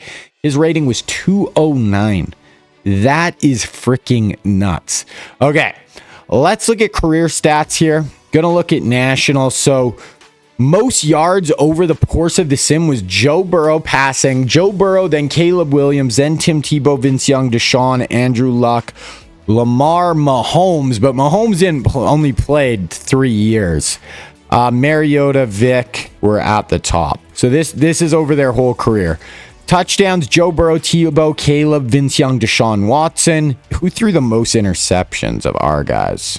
None of them threw a lot, which is kind of crazy. Burrow, Luck, and Mariota all around 24. Did any of them? Yeah, completion percentage isn't. Yards per game. Who had the most yards per game out of our guys? Caleb. Caleb ended up at 270 yards per game. Joe Burrow was at 267. So that includes, that's the average over their whole career. Rating out of our guys, Caleb finishes with a 181 rating. Mahomes 180.